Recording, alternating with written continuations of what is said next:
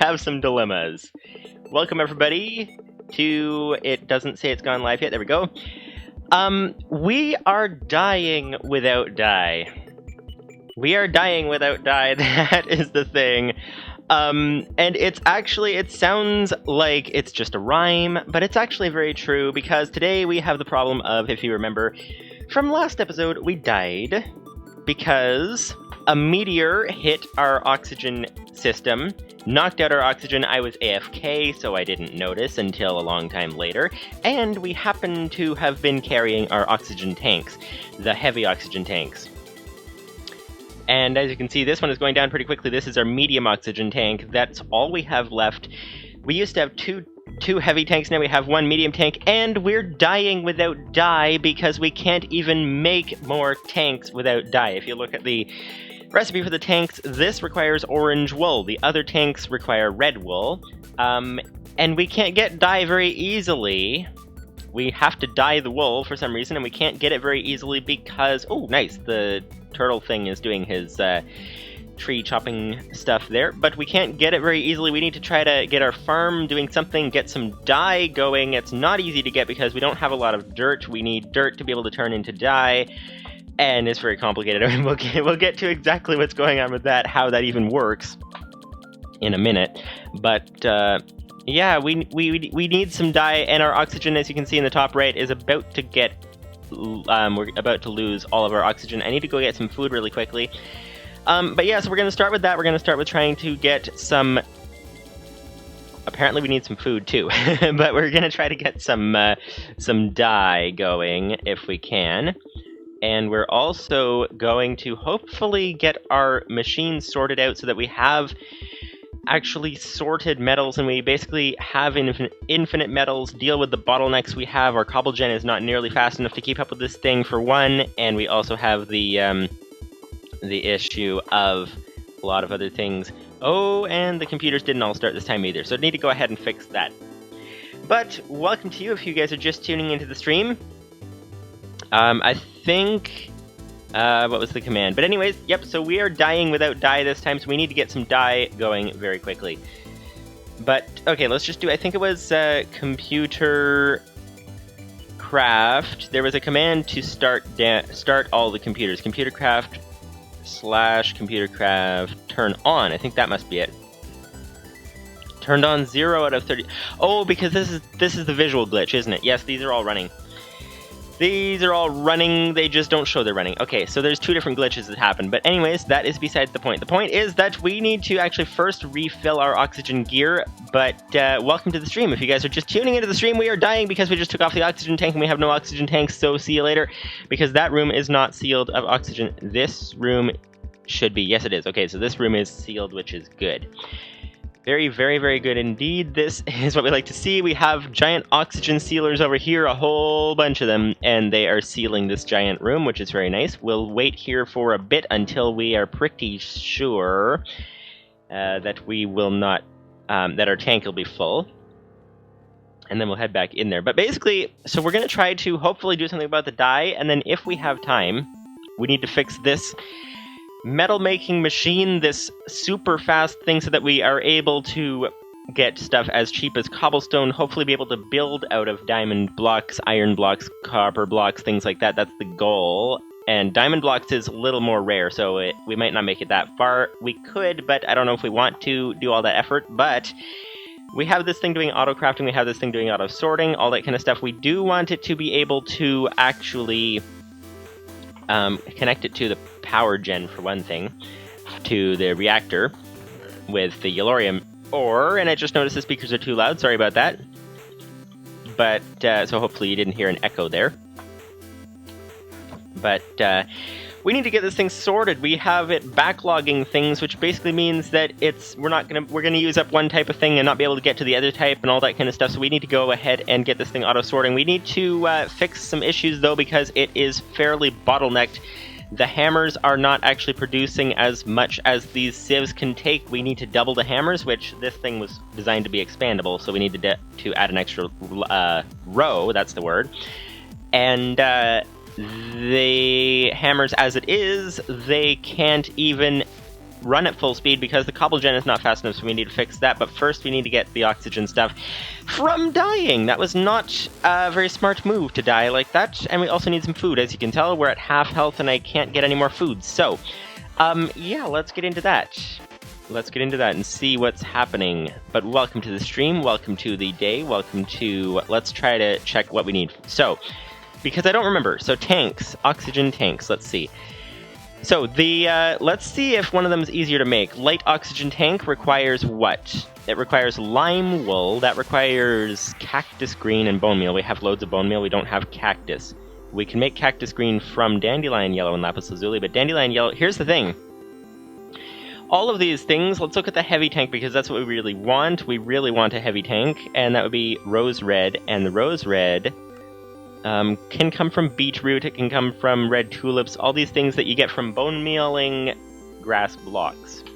Now, we do not have grass blocks, which, needless to say, is a bit of an issue. So we will need to do something about that. Now, the way to get grass blocks is basically grass, search this up, grass, I can't search it up here. Oh, there we go. Grass seeds. I think grass seeds produce grass blocks, if I'm not mistaken. But grass seeds come with a 5% chance from sifting dirt in a sieve with a string mesh. Now, sifting dirt obviously means that we need dirt. Now, dirt, as you can imagine in space, is not the easiest thing to get. Wait a second! There's an asteroid somewhere, isn't there? Where we got the tree from. Wait, there's an asteroid somewhere that... hang on. There's an asteroid that's full of grass blocks, I think. Isn't there? Oh, okay. Hang on. Do we even need to do all this farming? Let's go ahead and try to find a grass block asteroid thing if we can. Now, do you guys know if there's any way of doing a silk touch kind of deal without enchantments? Because one of the rules of this series is we can't do enchantments. So, silk touch is obviously an enchantment, and it doesn't even show up in the recipe book right now, but I wonder if we could bring the grass block back home, or if we just use the grass block where it is. That might be doable. That might be doable. It was pretty far away. Okay, let's do some exploring. Let's do some exploring and see. And this thing... Oh, is this thing... It filled up quite a bit. Does that mean that we have some of our machines shut off or something? Let's see. That can use more. That can use more. Okay, so... oh, yes, I think I had this shut off for quite a while off camera. Livestream says, grass seeds. No need for silk touch for grass. To pick up a grass block. So basically, what I'm saying is there's an asteroid somewhere. We could save a lot of time because we spent a while last time trying to get dirt and all that, and we do have some, which is nice. But what I'm thinking is we could do some scouting. There's an asteroid with grass blocks in it. So, and you can't pick up a grass block without silk touch, I don't think. So... that's, if I wasn't, like, clear or something, that's kind of what I'm thinking. So, okay, we're going to go on an expedition. We are going to go exploring and see. Now, our oxygen tank, the medium tank, I don't think will carry us the whole way. It might. What we're going to do is we're going to have to do this in between dying. So I think what we're going to do is we're going to get some beds to set respawn points, and we're going to bring some chests to be able to put things in so we can stage materials along, and we'll go exploring. I think it was that way. Loops180 says also the pack doesn't have a way to do silk touch other than vanilla, which Rules of Thinking Pack forbids. Yes, that is very, very true. That is very true indeed. So, turtles I don't think do a silk touch kind of thing. There's often some other ways to do certain things, but I don't think that these are ways. So I think we're kind of stuck as far as that goes. Let's go ahead and move some things around here so that we can go ahead and put our items away. We're gonna go exploring and gonna see if that stuff works the way that we think it's going to. So, obsidian picker-upper, that sounds good. Let's put the glass, the dust, everything away that we don't need. We're gonna go exploring and see what we can encounter. So, this is the idea. Now, I am curious how far we can get with the gear that we have right now. Actually, how with the tank like this, the oxygen tank. Here's a question: how long will our tank last? Also, how much does this cost to make? Thermal padding, because that means we don't get slowness 3, which obviously would slow you down quite a bit and make it so you can't get very far. So, let's see, red, or any kind of wool with redstone. Okay. So, okay, let's plan this. We're gonna need a chest, we're gonna need beds. Loopson80 says, to my knowledge at least, maybe someone else will correct me. Yeah, so the pack doesn't have a way to do Silk Touch other than vanilla, as far as you know, and as far as I know as well. So if any of you guys know otherwise, then let us know, because that would be very, very good to know. But, okay, so let's grab a chest, let's grab some wood downstairs. Also, we need to expand our tree farm, I think, because I don't have enough apples. So we're gonna need to do something about that. But, okay, let's bring 3 chests so that we can stage, because I think it's pretty far away. So, here we go. There we go.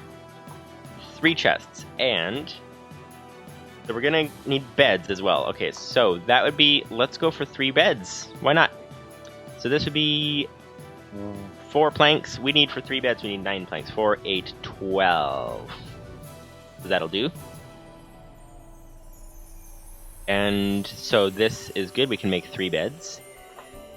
Now we're gonna need some wool, we're gonna need 9 wool. Over here, yes, 9 wool, very nice, very nice, very nice indeed.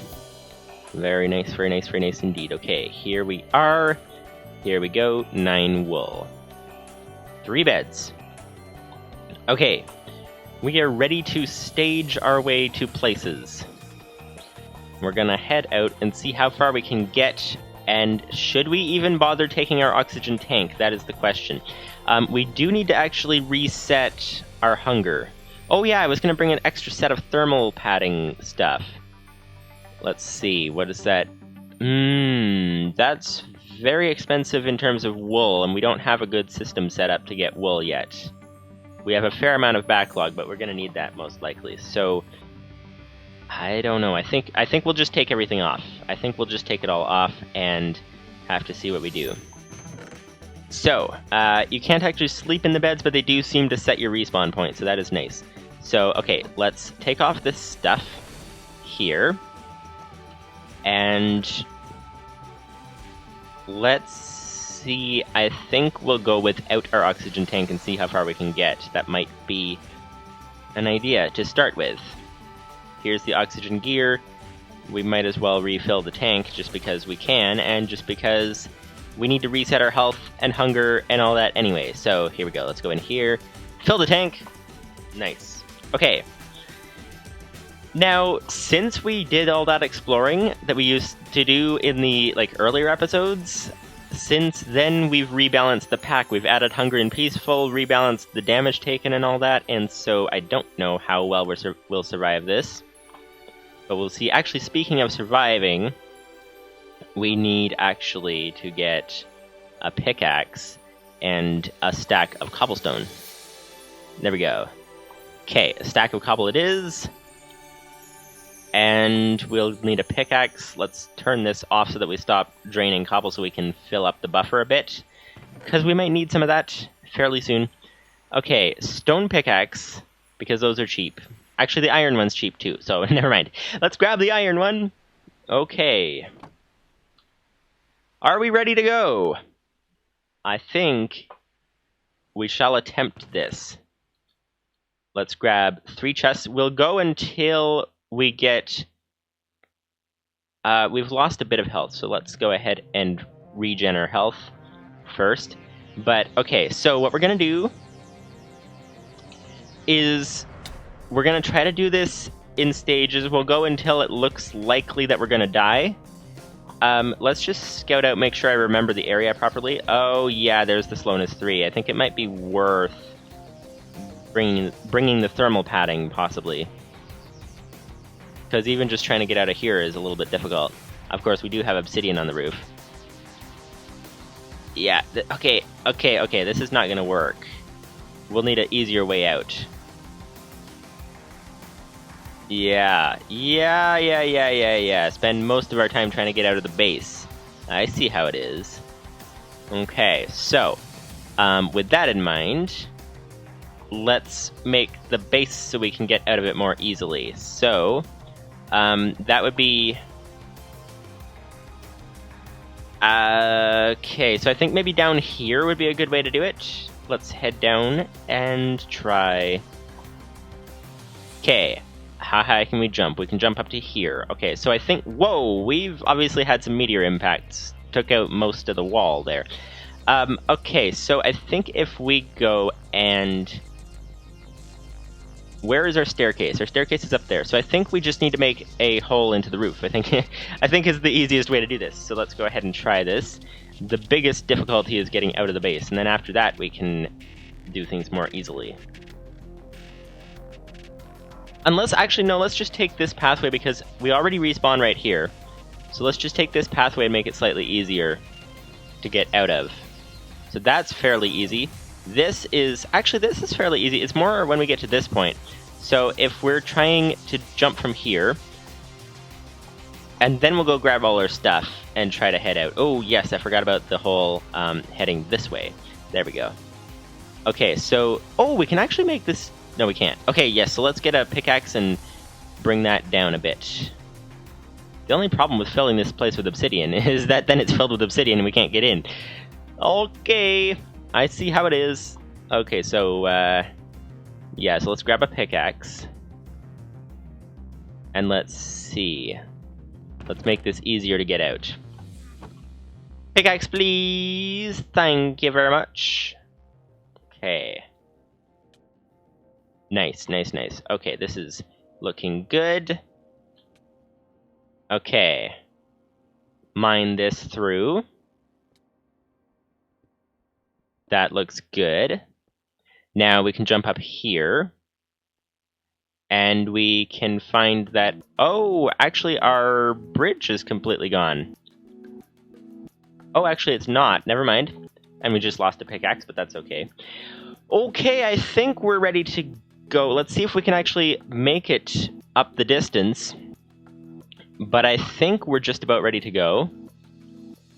Let's see if we... There's our pickaxe, that's good. We don't have to make another one. Not that they're expensive, they just take a little more time. So, okay, so we should have a bed up at the top of this.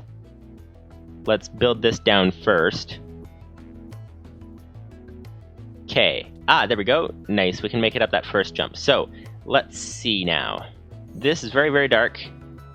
I can hardly see anything. You guys probably can't see much either. But we're getting there. We should have a bed up at the top of here, theoretically. Whoa! That has been broken. Okay, time for the cobble.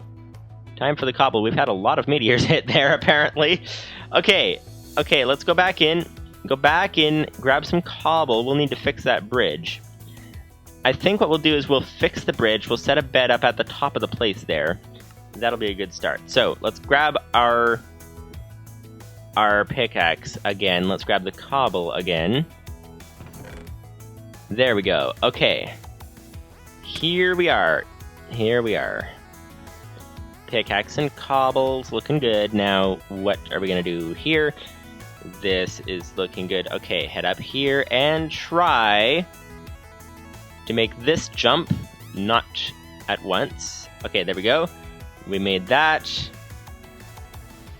We made this. Okay, so we'll try to get back up there, hopefully not jump off this time, and try to repair the cobble thing. So... Nice. Okay, so that's where the asteroid hit. So this is looking good. So that looks pretty good, I think. Is that jump makeable? That should be makeable. Unless we made it too difficult. No, we didn't. Okay, so let's go ahead and quickly put this stuff in here because we're about to die. So, okay, so this is good. So we can put a bed up here. We should bring some glowstone as well. I didn't even think of that. Then we could see better. So, okay, glowstone, we're ready to go. We're ready to go indeed. So that looks like a good place to go. So, here we go. One bed. Actually, let's bring all of them. Beds, chests, let's get some more the cobble is up there, okay, and we need the glowstone. That would be over here. Yes, it would be. Okay. This is looking good. Let's just grab a whole bunch, like 20. There we go. Nice, 5 glowstone. That's looking good. So, actually, let's grab more. We can grab lots of glowstone because we have the inventory for it. We have the stock for it, rather. Okay, 19 glowstone, 3 beds, and 3 chests. And now we can head up to the top and see that we're gonna die before we get there, but you never know. Let's try to do this. And not lose all our stuff. We do have the chests that we can throw things in if we need to in an emergency situation, such as getting stuck and not getting up fast enough. Okay, never mind. Hang on. We need to go back in and reset because we just completely messed that up. Come on. Can't get through past these things. There we go. Okay. Let's get back in. Let's try this again. False start. False start 1. False start 1. Okay, let's quickly put this stuff in here just because it's a closed chest and we're about to die. And there we go. Respawn. Time to go. Let's do this. We can do this. We can do this. This time we can make it there. The reason, in case you guys didn't quite, in case I didn't explain it properly, the reason we're doing this without oxygen gear is because our tank won't make it all the way anyway, so we'll need a good way back, and this is not a good start already. Okay, here we go. Here we go. Nice, nice, nice. This is a very good start. This is a very, very good start. That's not such a good start. Okay, we just lost a bunch of time, but we're getting there. If we were able to make loads of tanks of oxygen, then we'll be good to go, and I should really have brought bone meal, shouldn't I? That would have been smart. But I guess we're just laying the trail first, so let's lay this trail. There we go. Okay, this is looking good. So, bed. Respawn point should be set, theoretically. Let's see. When we respawn, what happens? 3, 2, 1, respawn, please. Die. Okay, there we go. And respawn here. Nice. Okay, wait. What happened? How exactly did we get a block above the bed? Okay, I don't know how that works, but let's fix that. There we go. Okay, that's good. So we now are up here. Yeah, let's bring the bone meal. Let's bring the bone meal, because I'm pretty sure we're heading the right way. So let's bring the bone meal. We're gonna need that. Okay, here we go. So, okay, another false start. We're gonna have to get back up again. But that is to be expected at the moment, because we're just sort of working out how this works. So let's bring 2 stacks of bone meal. Why not? Bone meal, bone meal. Where's the bone meal? There's the bone meal. There we go. 2 stacks of bone meal. Okay. This is looking good. So, now we're not going to make it this way. We'll need to die again, and then see how this works. You know what we should do is we should use the oxygen tank to get up out of the base like that. That might be good. Actually, wait. When we respawn, we're going to respawn back at the top. Okay. Well, at least we know the respawn point worked. Here we are. Can we make it? Can we make it down and back up? This is going to be an adventure. Oh, we made it through the invisible blocks very easily. First try. Very nice. Okay. Bone meal, please. Thank you. Goodbye. Goodbye. Trying to get die. We are dying without die, and we don't like that. And I can't get through. Okay, I think we're gonna die before we get there. Yep, that was a total disaster of a run. Okay, we'll need to try that again. We'll need to try that again. Let's just stay here. Let's just throw the bone meal in the corner. So then we don't have to go in for the chest. So, okay. Ready? 3, 2, 1. We could have even left it on the roof, actually. That would have been smarter, leaving it on the roof. Anyway, here we go. Okay. Now we respawn. There we go. Let's not jump up this time to leave that area, so then we gain some time that way. There we go. Okay, we're going in. We've not lost any health yet. There we go. We just lost our first heart when we got into there, so we're off to a good start. And now we... Oh, nice. We made that very much first try. No, we didn't make that first try, but that's... okay. Okay. Oh, nice. Okay, this is going well. This is going well indeed. Well, you could say. Well. Okay, we're almost there. If we can get the bone meal to this first landing place, then we don't have to make that difficult journey through the weeds, basically, you could say, if this was a forest. There we go, bone meal. Okay, so I think it's that way that we're trying to go. What is our render distance, actually? 7 chunks, okay. That's acceptable. We have 160 FPS right now. That's nice. We could do a lot more, perhaps. Okay, here we are. Time to grab all the stuff. And time to go. Time to go. Okay, nice. We're on the way. Hopefully you guys can see something. Let me know if you guys can't see anything, and then I'll try to adjust the settings, the brightness and all that, try to improve that. But, okay. I see asteroids coming up. This is a very, very long trip. Let's keep an eye on our health. The chest is the most important, because we don't want to lose all these items. So we'll keep an eye on our health when we think it's going to go down too much. So it goes down about 1 heart every time we take damage, it looks like. Yes, okay. So we have a little bit more time. Let's build here, actually. This seems like a good place. And chest! Put all the stuff in! Quick! And the bed! And respawn. Did we work? Did we do it? Yes, we did it! Okay, that was a close one. But we made it. Okay, time to go. Time to grab all the stuff. And time to go again. Okay, so we made it just barely. I think we got it a little too close that time. But, okay. That's nice. That's nice. Okay, there's asteroids approaching. Nice. Okay. So it's nice to know that we take about 1 heart of damage every time we take damage. So we can measure that and be prepared for such a thing.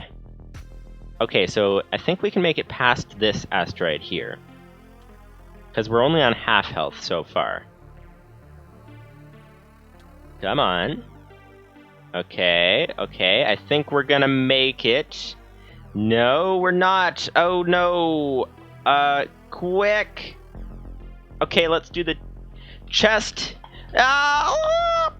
Okay, we lost a bed, a stack of bone meal, and a pickaxe. Okay, so I think, let's see if we can get those back. I think we overshot it. We definitely overshot the... Oh, and there's asteroids in the way. So we kind of need to move those things. But I think we overshot the distance. What is our FPS anyway? Oh, our FPS is doing really, really, really well.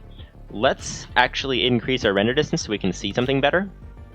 There we go, 10 chunks, that'll do. Okay. So, I think we need a staging ground over here. Because we can't make it that far all at once. Let's see if we can... Okay, so a bed of pickaxe and a stack of bone meal, I think, was what we lost. We should really have stopped off here. That would have been smart. Okay, let's see now. And then I get stuck on a block. Okay, well then, that's not a very good run. That's not a very good run right about there. First thing to do is to set the respawn point if we can. Oh, there's the bed. Let's try to grab that if we can. Come on, quick. Quick. No! I got stuck on a block. That didn't work. Okay, we're gonna probably need to go back home and get another bed. That might be necessary. Come on. Can we do this? I think if we get a good clean run here, we can make it, because we got stuck on a block last time and still made it, just barely. So I think we can do it if we make it. That's the question. Let's cut corners. Let's jump this way. Ah, there we go. This is good. We gained some speed, some distance. You know, if we didn't have slowness 3, we could go a lot faster here. Oh, I think we're gonna make it. I think we're gonna make it in time, it looks like. And now that we know where the bed is, we can aim directly for there, and I think we can set our respawn point. There we go, respawn point set. Okay, where's the pickaxe? And that extra stack of bone meal. They would be... Nice, okay, here we are, here we are, here we are. Okay, the pickaxe and the stack of bone meal wouldn't be down the side here, would they? No, they wouldn't be. Okay, so we got the respawn point set. Nice, nice, nice, nice. Okay, where is all that? They tend to go flying. There's a stack of bone meal. And where's the pickaxe? Uh-huh. That is a question. These things do go flying, so you never know what might have happened to it.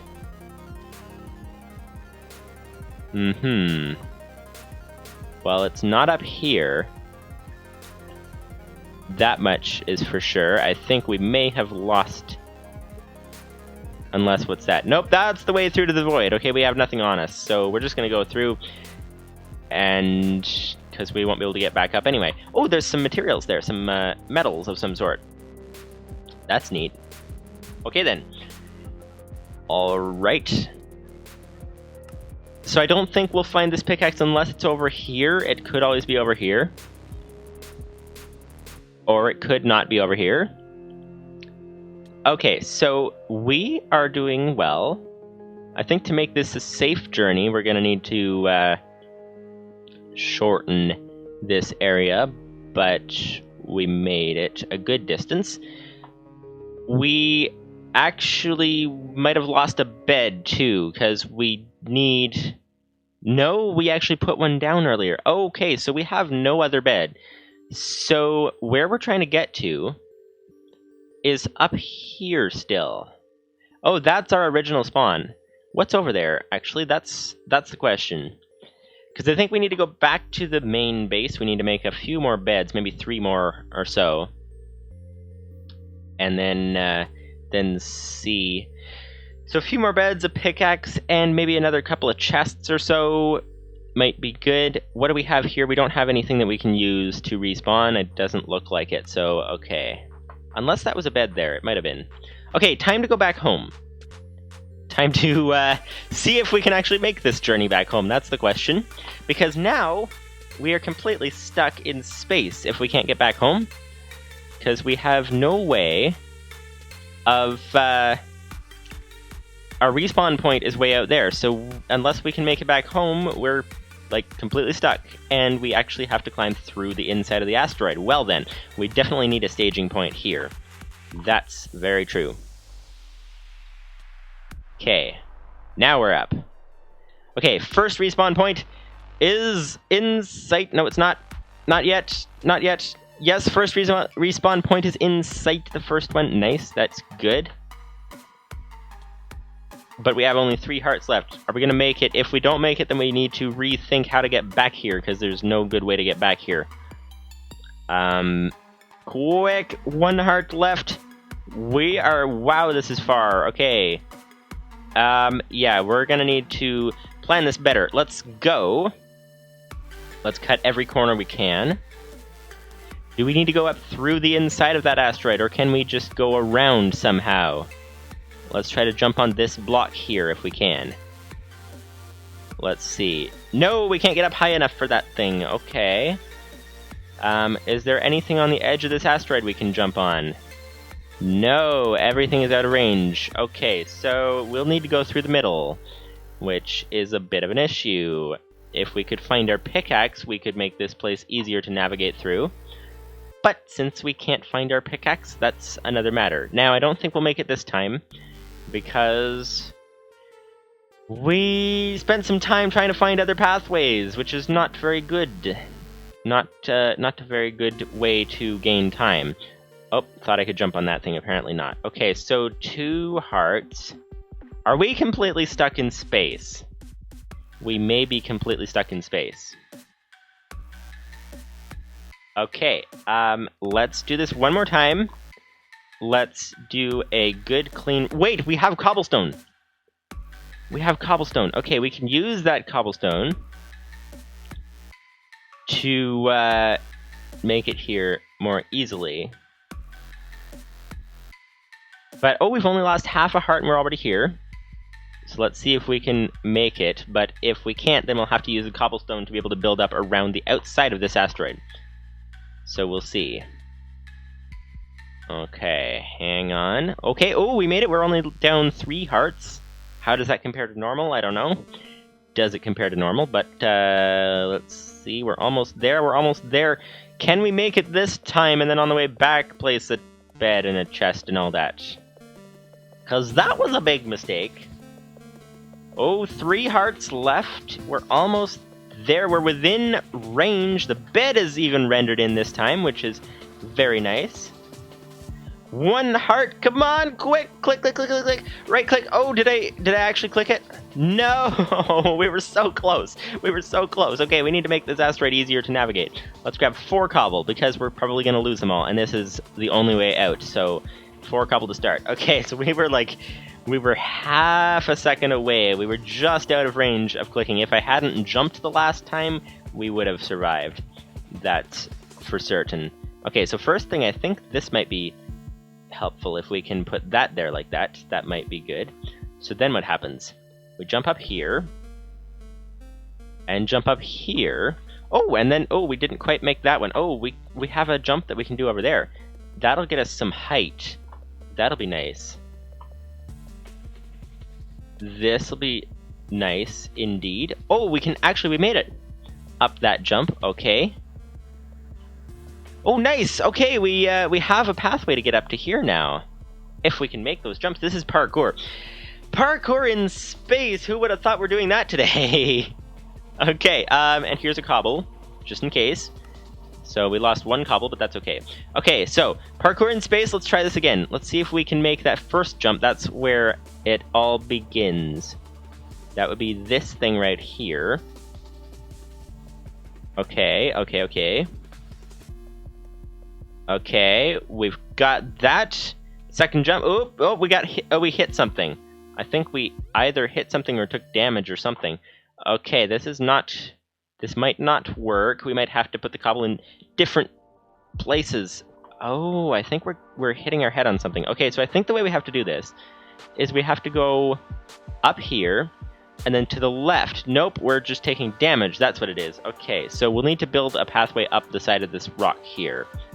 That is the way to do it. We actually have a cobble up here if we can get to it before we die, but I don't think we will. Okay, so we'll need to grab some more cobble, build a pathway up the side of this asteroid here. That seems to be the way to do it. Seems to be the way to do it indeed. Okay, respawn. There we go. Let's grab 4. That should be good to go. Shouldn't waste too much. There. Okay, now we should be able to do it. We're trying to basically simplify the pathway, make it quicker to get there, because we lose a lot of time here. Trying to get back home to get the respawn points that we need to be able to... Wait a minute, why don't we just break our bed and then put it on top of this asteroid? That might work. That might work as well. That might be good. Okay, this looks good. Yes, this looks good. Whoa, there's a block above my head. Seriously? Are you serious right about now? Okay, so we'll need some more cobble then. Yeah, we'll need some more cobble. Okay then. So that's the wrong place for the cobble, apparently. Wrong place. We could extend it out a bit, though. 4 more would be good. Okay. Down to 2 hearts. Come on, just a little bit farther. There we go. And dead. Nice. Okay, that's good. Who would have thought that that sentence would make sense? Anyway, 4 cobble. Time to go. Good thing we brought this cobble, because this is a lifesaver. This is like our only way out, except for replacing our bed over here. That might work as well. But anyway. Okay. So, this goes out, then this goes out a bit, and then we go up. Okay, that's, oh, ouch. I think we took damage and got knocked down a bit. Okay, this is looking good, this is looking good. Yes, okay, we can make this a lot easier now. Okay, so we took time building it, but we can make it a lot easier now, so we should be good to go. We're gonna die before we get there this time, but next time we should be able to make it. We should be able to make it indeed, and hopefully be within range of clicking on the bed. That's the idea. There we go. Respawn, time to go. Time to go, time to go. Okay, here we go. Nice, nice, nice, we're on the way. We're on the way. But if we take damage on the way up this place, then we lose momentum, which is obviously not good. Whoops, and if we fall off the block, then that's not good either.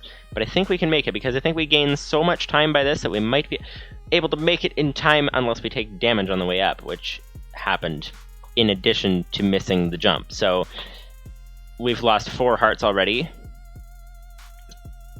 I think we can do it next run, though. If we get a clean shot up that asteroid, we should be able to do it. That's the idea. 3 hearts. 2 hearts. 1 heart. Yeah, if we get a good run up that, we don't lose a lot of time, then we'll be good to go. Okay, here we go. And we're going back for a pickaxe and a few beds and chest. And let's not push the distance this time once we get back. We tried to go too far in one shot last time, and that is what got us into this mess. Okay, here we go. That's that. Oh, yes, yes, that was a very good run. Okay, we've only lost 2 hearts, and we're already, well, 3 hearts by the time we get onto this bridge. Okay, there we go. Nice, nice, nice, nice, nice, nice, nice. We're on the bridge, we're on the bridge. I don't know if we have slowness 3 yet. It's hard to tell. But this is nice, this is nice. We're getting there. We're getting there, we're almost there. 4 hearts.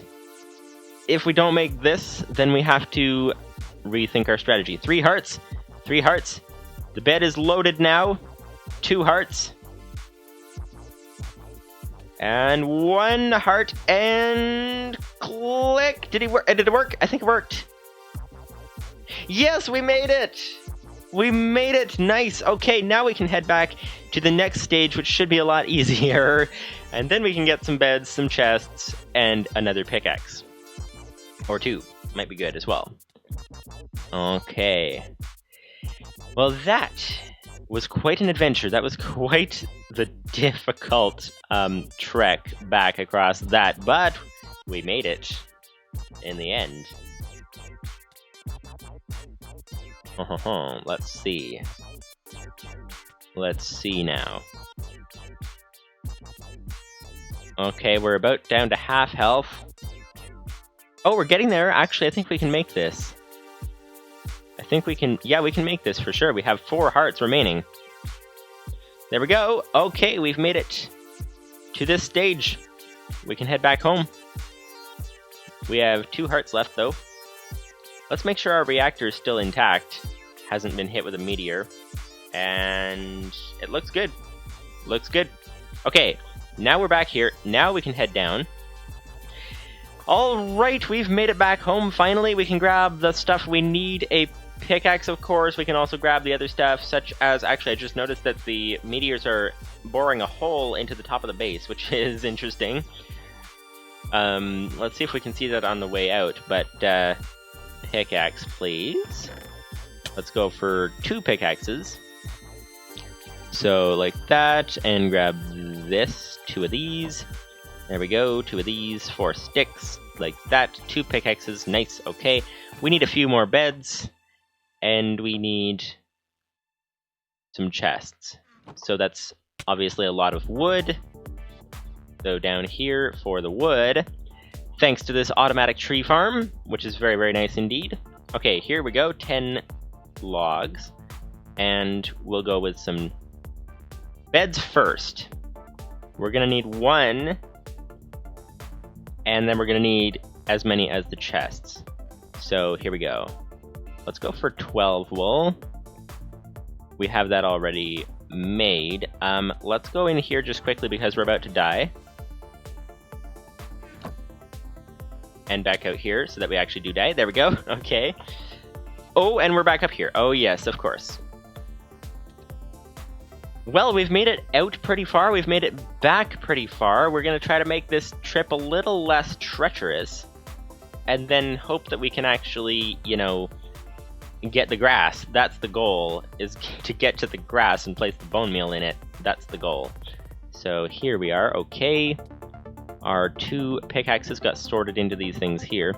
Wood and wool. Yes, wool. Okay, so 12 wool. So it'd be 4 beds. Nice, okay. And 3 chests. That actually works out very nicely. Hopefully that's... Should we make more?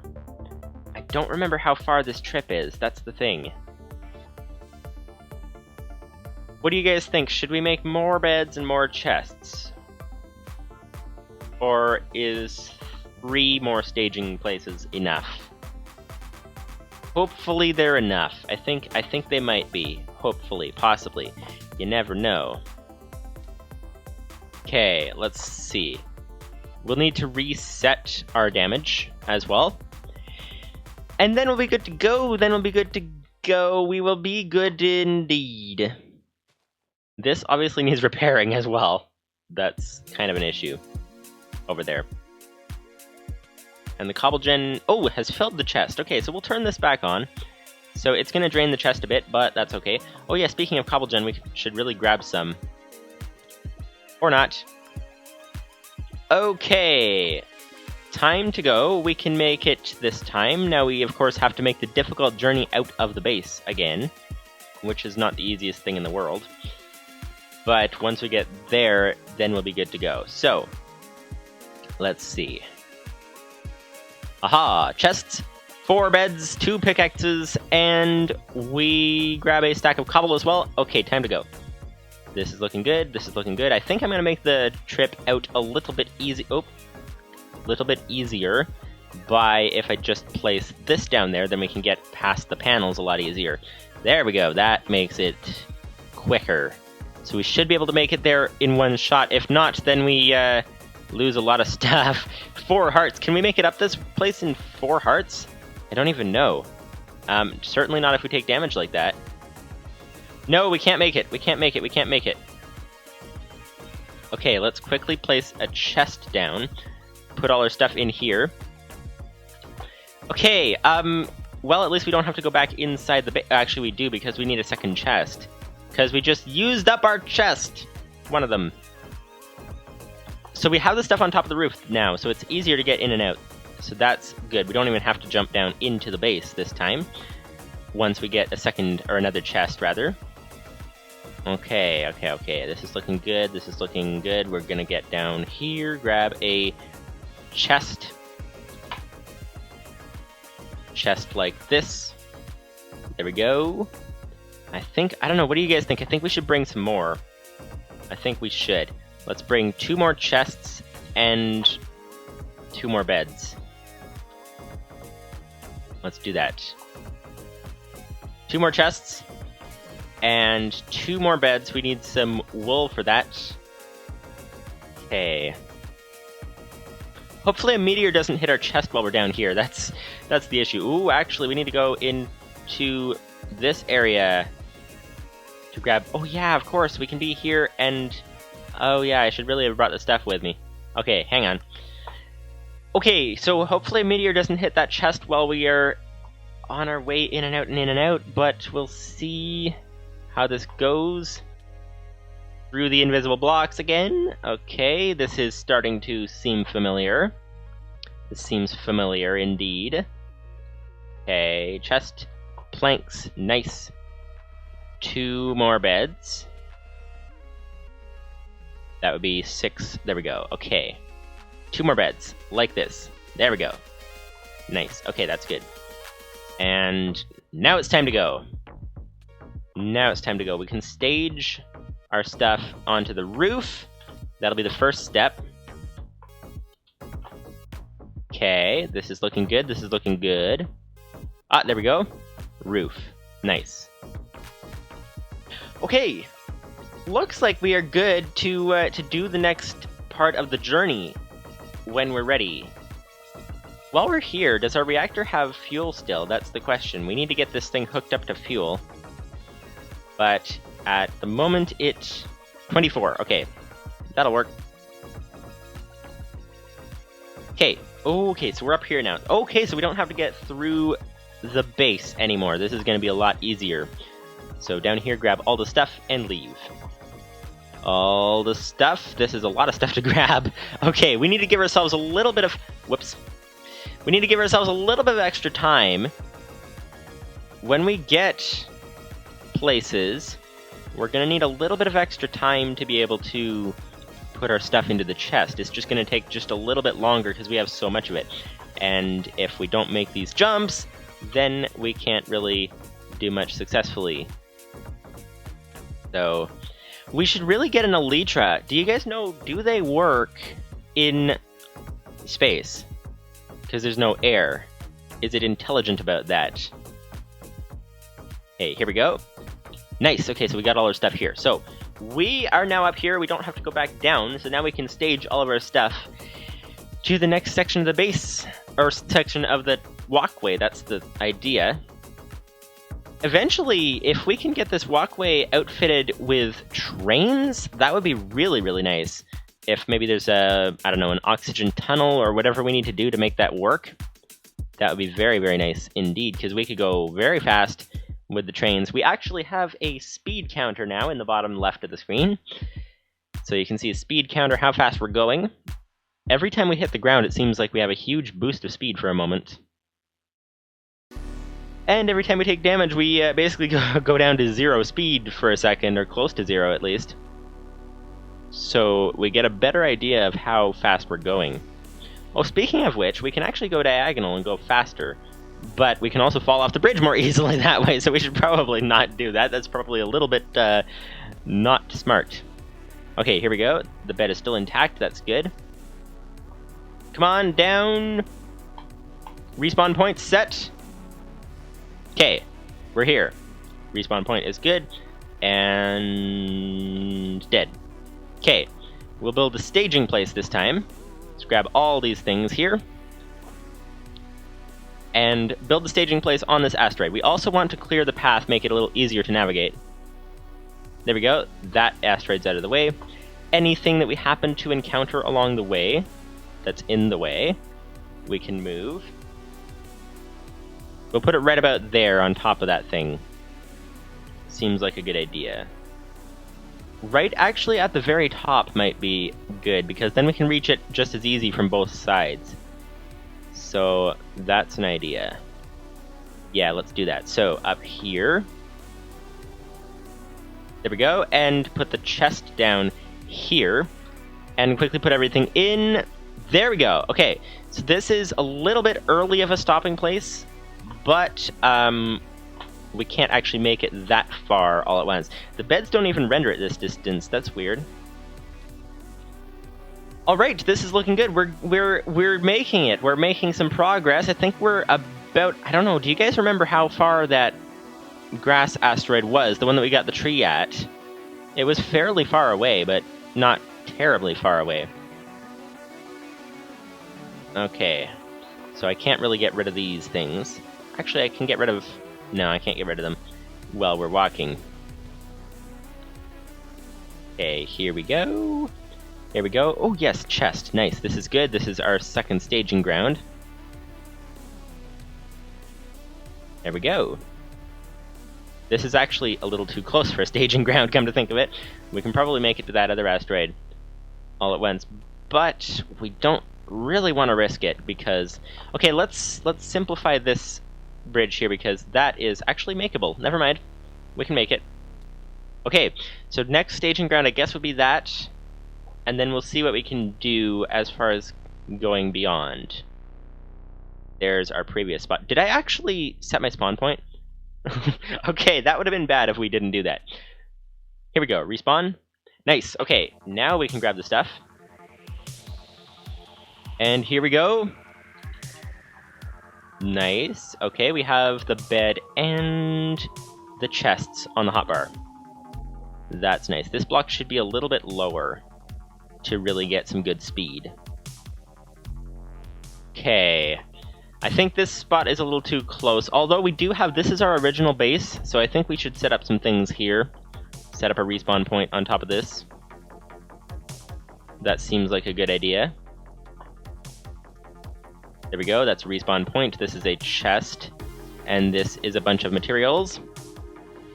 Okay, so we are here. We have set our respawn point here. This is looking good. We can go that way.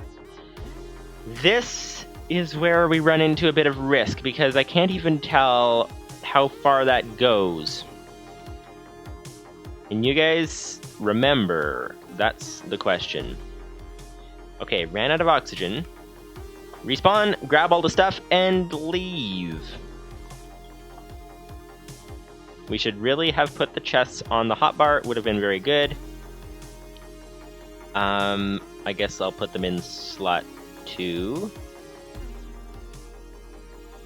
There we go. Quickly put them on the hotbar. Did you guys know you can actually do that with hovering over items? You can just hit a key and move the item to where you want it to be on the hotbar. It's very nice. Indeed. If that explanation even made any sense. But, okay. Okay. Are we gonna... I think we'll have to build a place up here, because there's no way we'll be able to make it back up. We could make it down to that place very easily, but not back up. So... there we go, okay. So, did I actually set the spawn point? Okay, there we go. Okay, we have made it this far. We've made it to the first odd thing that we encountered along our journey. Let's build a place here, because on the way back, I don't know what we're gonna have to encounter to get places. So set the spawn point there. Set a chest here. Put our stuff in here. Let's just explore this. Let's see if there's any grass seeds or anything inside here while we're here. There's airlock frames, which could be very helpful where we are, because we need some of those. Nothing in here. This has 6 rooms. This has... we took all the stuff out of... oh! Empty canisters, tulips, zombie head, fluid tank, can of food. Oh! There's food here. Nice. There's some scaffolding thing there. There's a workbench over here. There's some potions over here that we can't use, but that would be poison and weakness. Okay, yeah, that's not very useful anyway. Let's just stop here and explore this for a moment. Yeah, this is interesting. What about downstairs? Anything useful? Whoa, that's a weird construction there. Okay, this room has nothing in it. This room has a whole lot of nothing important. This room has nothing in here either. This has cryogenic chambers, which are nice. And some more of these workbenches, and some more potions. Okay, that's interesting. And a window. Okay, let's check the downstairs, if we can. There we go. One more floor. I'm guessing there's nothing helpful in here. We probably would have grabbed it if there was when we came here. Oh, there's actually some energy storage modules and batteries, which are nice. What about here? Nothing helpful there. Some more workbenches. And we missed the last 2 rooms. Let's see. Let's go down here and see what's up. Come on. Okay, so this is actually quite a nice place. We could make this into a second base. If you guys want to make a second base, we could do that. Oh, is there a farther down? No, there isn't. Okay. Yeah, okay, over here there's nothing. What's that? Nothing. What about in here? There's a whole lot of nothing. Okay. Well, we have found a nice place we could build a base if we wanted to. We could take an airlock with us, actually, because they could be helpful back at the main base. But they're not that helpful, so I think we'll just... We can't pick it up without a pickaxe. Yeah, our pickaxe is at the surface. So let's just continue our journey, I think. This was a nice little detour here. And now it's time to continue the journey and see how far we can get. And if we find any more of these things, then we can loot them and see what we can find. It'll be very nice. Okay, here we go. Time to go. Whoops, lag, that was not good. Okay. Okay, spike of lag is not good. But anyways, we are back to normal. So, okay, this is looking good. We've got a turn in the bridge over here. We also have only one chest left. So, this is not good. This is not good. Because we might have to go all the way back. I'm glad we made extra, but apparently it wasn't enough extra. Okay, we're within sight of the other base, which is nice. Okay, so we have... How did we miscalculate our chests? Because we have an extra bed compared to the chests. That's weird. But that is the tree asteroid. So we are within sight of that thing, and we're out of chests. Wait, is there a tree in there? There might be a tree in there. Hang on. Okay, so let's take a bed with us. So, and nothing else. Let's leave our stuff in the last chest that we have. Let's head over here. Let's see if there's a tree we can make a chest. That'll be ideal. That'll be ideal. Okay. We're over to this place. We have to keep in mind that we can't really get up very easily. So I think we should place our respawn point right about here. There, that looks like a good respawn point. Okay, so we can see if there's any leftover wood in this thing. Because I'm pretty sure this is the asteroid. Yeah, there's grass in here. That's a good start. There are no trees in here. Okay then. We need a chest. We can't possibly make it without. So, okay, I guess it's time to go back home, which should be easier since we don't have to actually have the difficulty of those areas that we couldn't get past before. Let's leave the bulk of our stuff here, I think, actually. We're just trying to get ourselves back home to get an extra chest. That's all. So, while we are going all the way back home, what do you guys want to chat about? We can chat about different things because we have lots of time. So, okay, I set that as a respawn point. That's nice. This is... We'll try to make this all in one shot if we can. I'm not sure if we can make it, though, but we have nothing to lose. So we'll see. There's the end right there. And I don't think we'll make it. So... yeah. Okay, so this is all to get grass. Which we're about to get, which is going to be good. And we're going to be able to stage it all back. Yeah, okay, so we didn't quite have enough health to make it all the way. But... oh, if we had brought... I was gonna say if we had brought food. We don't even have any food. Never mind. At the main base, we don't have any food. So, because the food actually can regen some health. So that would be very good if we had any food. That would be very good. So, anyway... there's nothing that we can use for a chest inside this base here. Because that would save a lot of time versus going all the way back home. Let's see. Set the spawn point. There's nothing else in there. Okay, let's see. Anything we can use as a chest? Nothing in there. No chest. We can use these. These crafting tables store items. It's a 9-slot chest is what it is. So should we just do that? That is what's called a thinking pack. Thinking outside the box. Or rather, outside the chest. Let's think outside the chest. and grab a crafting table instead. If we can even grab it. Let's see. Without a tool? No. Okay, apparently you need an axe to grab that. So, back home it is. Back home it is.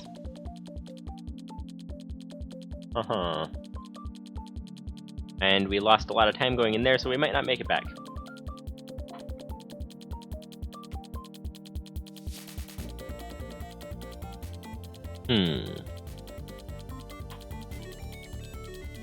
Okay. Yeah, this taking damage thing really hinders your ability to move. Oh, wait! Oh, we fell! We fell! We could have made it, but we fell. Never mind. Okay, we were so close. It was, like, literally within sight. But it's a good thing that we put 2 of these beds, because going back actually takes a lot more time because you have to go up. Going up is always difficult when you're taking damage.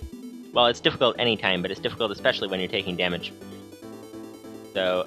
No! Don't fall off! Don't fall off. Yes, we made it. Okay, the top of that pillar comes as a big surprise. It's just really, really surprising when that appears. Okay, here we are. Nice! Nice. Okay, this is gonna be a smooth journey. So, yeah, so basically... How's things? How's things going? That is the question. Because we're gonna have a fair amount of time to chat. This should be, if it's not already, I don't remember what it's called, but it should be called like a Let's Chat live stream or something. Because that's kind of the best situation for these particular times. So, let's see. Oh, ran out of oxygen. Okay. I think we didn't actually start this journey fast. I think we tried to do 2 stages in one.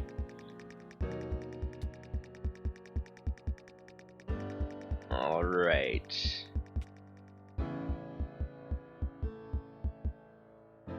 That music is very suspenseful. Very suspenseful indeed.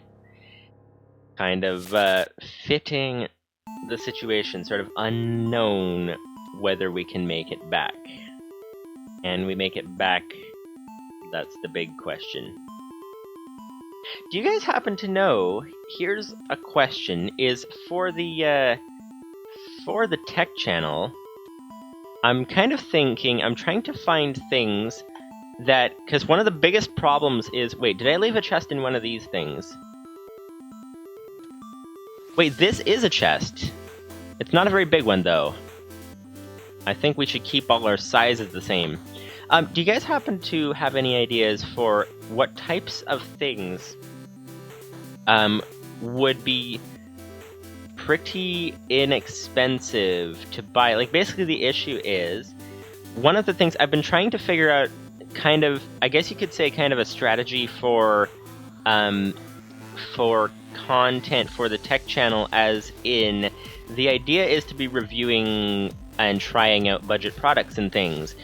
But obviously, wait, we have a chest here. If we can grab this without it going into the void, we'll be good. But the idea is... Yes, we got one. Okay, we can head back. We don't have to go all the way back home. We should really stop here, though, in case we actually die or something on the way back. But yes, the idea is to be reviewing budget tech things, right? But of course, you need money to do that. And so... the idea, it would be really great to be able to build PCs and try different PC parts and things and budget things and more $400 PCs, or maybe a $300, or maybe one that works better because I've learned from some mistakes, right, in terms of building this thing. So that's kind of the idea, but obviously spending $400 every, like, month or so takes a fair amount of money to be able to pull that off. So the idea is, I'm trying to come up with a strategy so that we don't have to run out of content, because at the moment it's just like the hardware that I have. There's some things that videos can still be made on, such as the webcam, the other things like that. I have a battery for the iPhone, different things like that that could have videos done about them. But then the big question is after that, what do we do? And I was thinking about it. We're getting really, really close on the tech channel to being able to do YouTube ads. So that's getting really, really close. We're like, that starts at 1,000 subscribers, and we're like past 900 now. So it's very, very close. So that'll help with income to be able to buy some product to review. That's part of it. There's also the watch time thing about that, which actually we're not quite there in terms of watch time yet. So I'm going to have to figure out a way to get that up. If you guys know what that means. If you don't know what that means, then let me know and I'll explain it. But basically, that aside, basically what I'm wondering in terms of budget stuff is the price range that I'm working with. If I were to, so the goal is to make weekly videos, right? And so the idea is every product, like let's say it's a mouse or something, okay? Let's say we buy a mouse, and then I could probably make 3, maybe 4 videos about the mouse. So that would last 1 video a week, that would last maybe about a month. So that would be like an unboxing, a review, a maybe, I don't know, maybe, haven't quite thought this far, but maybe like a live stream about answering questions or trying it or something. Like there's different things that can be done. 4 different videos is kind of what I'm thinking in terms of what to do with each product, right? So then it would be like 1 product, buying that would last like a month in terms of videos if we did weekly videos, right? That's the idea. That's kind of what I'm thinking. And the difficulty, though, is that currently, so obviously we don't have YouTube ads yet, so I don't know how much that would be making. According to different like estimates online about how much channels can make, the tech channel currently could be making between, they always give you a very wide estimate, right? So it could be making between $5 and $79 a month, right? So $5 pretty much doesn't move the needle much at all. $79 obviously is quite significant. That would bump up what kind of products we can buy to review for you guys. That's kind of the idea. But at the moment, I'd be able to do probably just a rough estimate. I sort of did a quick calculation. I didn't verify any of these numbers, but a rough estimate, I could afford probably about $11 per month to spend on buying products and things. Obviously, there's not much you can buy for $11 a month, right? Or $11, right?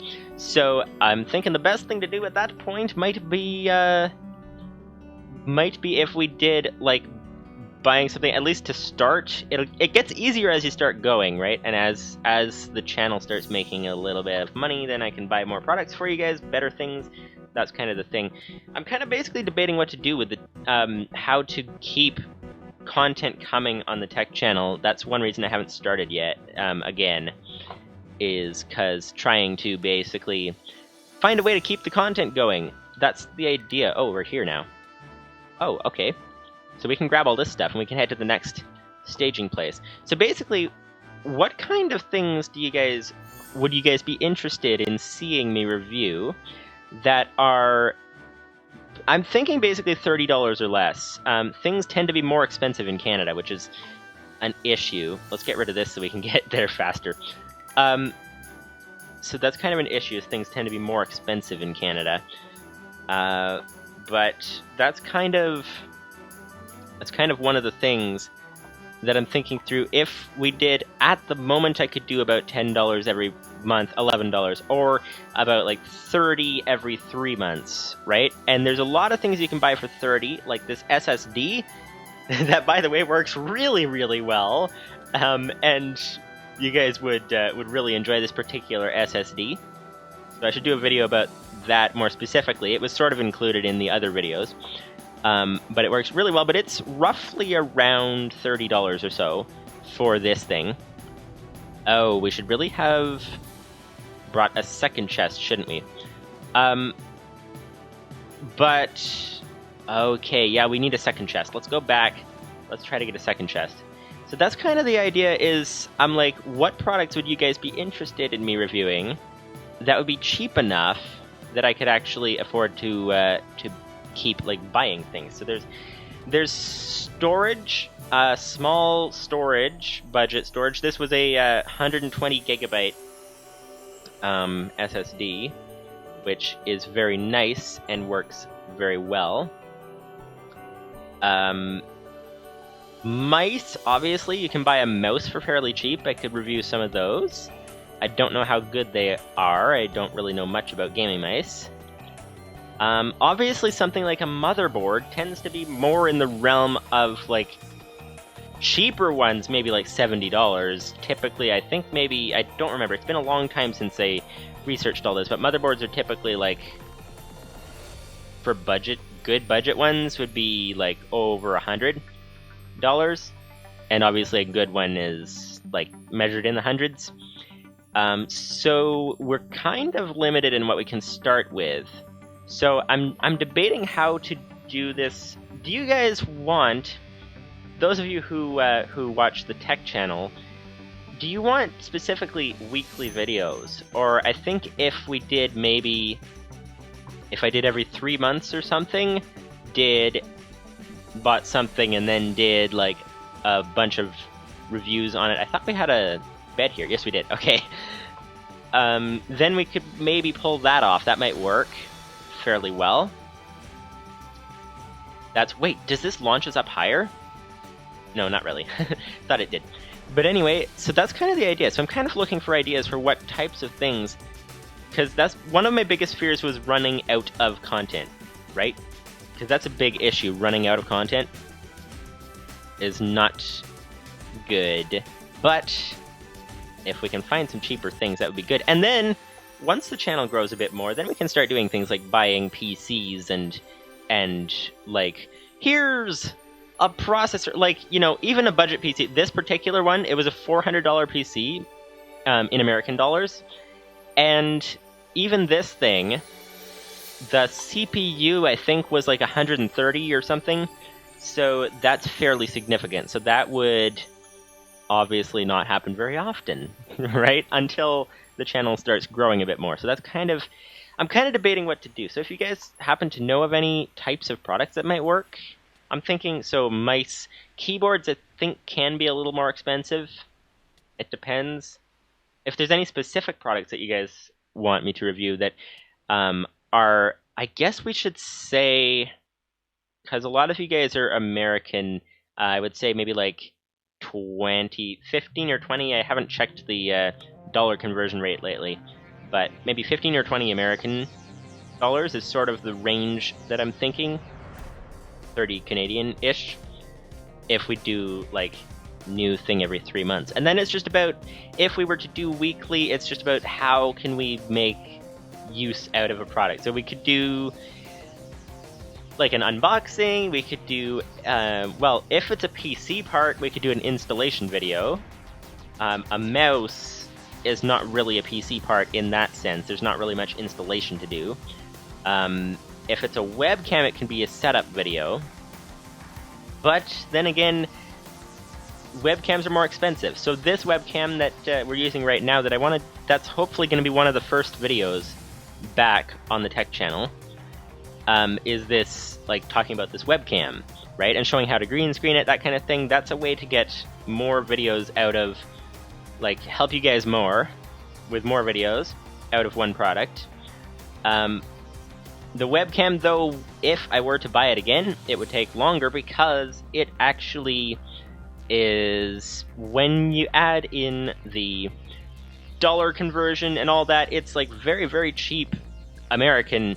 Canadian, it adds up to about $50 for this thing, even though it works well. Like, it's well worth it, but in the in American dollars, I think it was like about 35 or something, but then you get a bunch of things.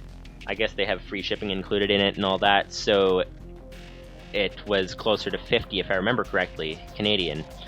So that's kind of one of the issues. But anyways, so if you guys have any ideas, I'm looking for advice, because that's one of the biggest concerns was how to not run out of videos, right? That was one of the biggest... Whoops, need to actually set the spawn here. That was one of the biggest concerns, is that there's kind of a limited amount of, like, stuff that I can make based on these things that I have. And so you guys want to see a lot more stuff. You guys keep asking me on the tech channel, you're like, you know, talk about, like, this thing, or what about gaming mice, or what about, like, different cameras, or what about other things, and, like, I'd love to do comparisons, like, you know, maybe buy 3 different SSDs, and then try them, and compare them, or something. That's kind of, I'd love to do all kinds of things like that. That's kind of the idea. So if you guys happen to know, one, any ideas for things that are cheap, like sort of under $30, under, I guess, 20 American, and also any ideas for how to make more helpful videos out of the same things. So webcam could be like unboxing, except that's already done with this camera, so I can't do that. But, you know, we could do, theoretically, an unboxing. We could do a review, like an installation setup video, setting the drivers and all that. We could do a green screen video, how to pull off a green screen and get it good. That's 3 right there. There's kind of different things, so I'm trying to think about that. I might have to... you guys are really, really enjoying the tech channel videos as they are, and I think maybe, like, what I said in the live stream, if you guys remember, what I said in the live stream on the tech channel was that I want to come back with weekly videos, which is true, but I think I might have to start not weekly right away, possibly. We'll have to see. So let me know if you guys have any ideas on that particular endeavor. It's kind of a thing. But at the moment, the thing that we're doing is we're getting back to the main base. We're almost there. We're almost... Okay, we got to the next bed here. We are trying to grab another chest. And another bed, actually. 2 things all at once. And can we make it back down and set our... We don't want to set our spawn down here. Never mind. Never mind. No setting the spawn down here. We do want a bed and a chest. And we'll see... Here we go. Okay. Okay. Oh, yes, we're making it. We're making it. We're making it. We're making it. We're making it indeed. Okay, this is good. This is good. This is good. Okay, a bed and a chest. Bed and a chest. We're gonna need some wood for that. That would be over here. This is all the wood that we would need. So chest would be 8. No, that's not all the wood that we would need, because we need more. This would be the chest. We need 3 wool and 3 wood. So, time to grab some 3 wood down here. Oh wow, this guy appears to have run out of fuel in the middle of his journey. Okay, here we go. 3 wood like that, 3 wool like that. There we go. Alright. This is looking good, this is looking good. We can put all this stuff on the roof, actually. This 1 more bed is probably all that we're gonna need to pull this off. Come on, chest! Okay, and we don't even need to bring that plank with us. I don't know why we still have the plank. Oh, and there's still a sapling on top of the roof. Okay. Neat. Neat, neat indeed. Okay, now we're up here. We need to get down there to get the stuff. Okay, this is looking good. This is looking good. We actually have made it back, and we're going to make it back there. We're going to make this fairly easy to travel. We don't need to bring the plank. Whoops. Okay. We're very much stuck in the ground. That's not good. Okay, this is the most difficult thing, partly because of the asteroids having damaged this section of the base, and partly because of other, like, this pathway wasn't exactly constructed the best in the world. We have a random asteroid in the middle of the stair there. And here we go. Come on. Okay, nice. Okay, we've made it past the most difficult part of this. We have fixed much of the pathway going along the way we're going. So that's nice. That's nice indeed.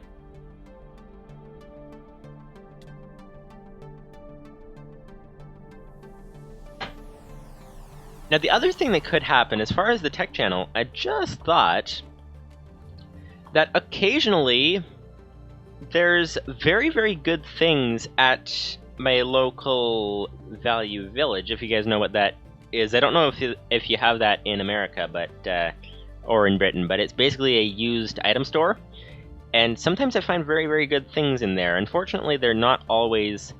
it would be ideal if they're on Amazon as well, because then you guys could get them too. But like I haven't used it in quite a while, but this controller thing, I want to do a video about this, but this is a Logitech Gamepad F310, and it's very, very nice, and I got that at Valley Village for I think about $5 or so. So obviously $5 means that it's definitely within the budget of the month, and it would work very nicely. So that kind of thing. Livestream says America calls them thrift stores, I believe, or pawn shops. Yes, you are correct, I think. I've definitely heard those terms before. That is very true. But yeah, so if I can find things there, the chance though of, first of all, finding something good there is like sort of hit and miss, right? That's the way thrift stores work. But not only that, but finding something good there that you guys can actually buy because it's on Amazon is not a very high chance. So it could be a way of keeping content going better if it works. So like that, the reason I mentioned that game controller is because I think it's on Amazon. So I'm planning to do a video about that at some point if it's on Amazon. I have to check that. Lupsani says, UK we call them... Oh, I thought that said clarity shops. No, that's charity shops. Okay, UK we call them charity shops, but they don't usually have electronics. Yeah, this particular one that I have close to me is very, very nice. It's it has a section for everything that you could possibly want, except DVDs. It's like, I've tried looking for DVDs there. They have a section of video game discs from all kinds of things, PS2, all kinds of things, but no DVDs. There's another thrift store close by that has shelves and shelves of DVDs, but this one doesn't have any DVDs at all. But it has an electronics section, it has obviously a clothing section, all kinds of different things. It's very nice. But so I found a lot of very good things there. But the thing is, so I think that gamepad might be on Amazon, so you guys can get it. But the this microphone I got there, it was about $5, I think it was. Normally, I guess it would sell for at least 50, closer to 100 most likely. A good microphone is like 150 to 300. But it's apparently a Canadian brand, I think, and I couldn't find it on even the Canadian Amazon. Like, I just couldn't find it anywhere. So it was $5. It was worth the money for me, but you guys can't get it. So that was kind of, as far as hit or miss, that was kind of half hit, half miss. And then, if you guys remember seeing from, like, on the Tech Channel live stream where I had the rear camera, and you guys could see my setup a little bit, I have that small screen that's maybe, I guess maybe a 20-inch or something. I haven't measured it in a while. But it was at Valley Village. It was only $15. It's very nice. It's the one that I actually have the game on right now. It's very nice. But it's like a 20-year-old, I guess, model, and I don't think Amazon has it anymore, if they ever did. So yeah, so it's like, you can find some good things there, but as far as, like, it would be very good for a comparison video of, like, taking a product that you guys can find on Amazon and comparing it to something else. So, like, I could do a comparison, for example, the Blue Snowball microphone versus this thing, right?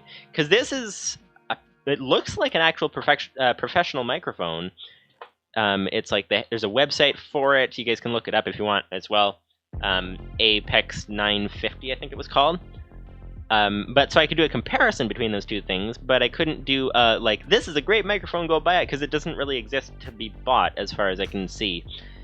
So that's kind of the thing, is like, what can be done, what can't be done. So occasionally you get some good things there that you guys could buy too, and then I could actually like produce content every month, more like every week, right? Because of basically not having to run out of content. So as I said earlier, I can afford at the moment, I think, so this was just sort of a number pulled out of my head based on what I remember from a long time ago, but my guess is I could afford about $11 per month of buying products at the moment. That's kind of the thing.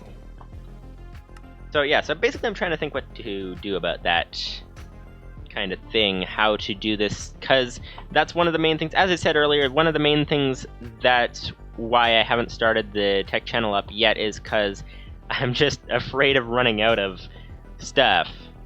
But then again, I guess that's not really much of a issue, because we have enough there's enough ideas that I could do that you guys have asked me to do.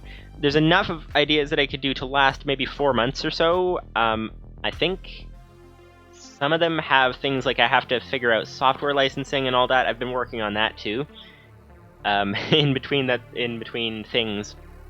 That's why I've been very slow to respond to comments lately. Working on all these things. But yeah, so some things require I need to know some stuff about software licenses or understand fair use better. Some things I think qualify as fair use, so that might be okay. But different things. So we have enough that we could last for a while. And I do have a bit of a stockpile of money. The idea was to be able to, like, this PC, for example, I have some money left over to be able to, if we need to, as you guys know from the challenges with the Thinking Pack, it would be very helpful to have dual channel RAM so that it's faster, and also 16 gigabytes, because we're constantly like hitting the limit, or very, very close to the limit of what this PC can handle in terms of 8 gigabytes of RAM is not a lot. Actually, we don't even have... I have a lot of like older computers and things, and I don't have a single computer that has more than 8 gigabytes of RAM. So this PC has 8 gigabytes and 7.9 usable, right? So this is probably the most RAM that we have out of any computer. I have a 2012 MacBook Pro, and it has 8 gigabytes as well, but it doesn't have 8 gigabytes because it has 2 graphics cards.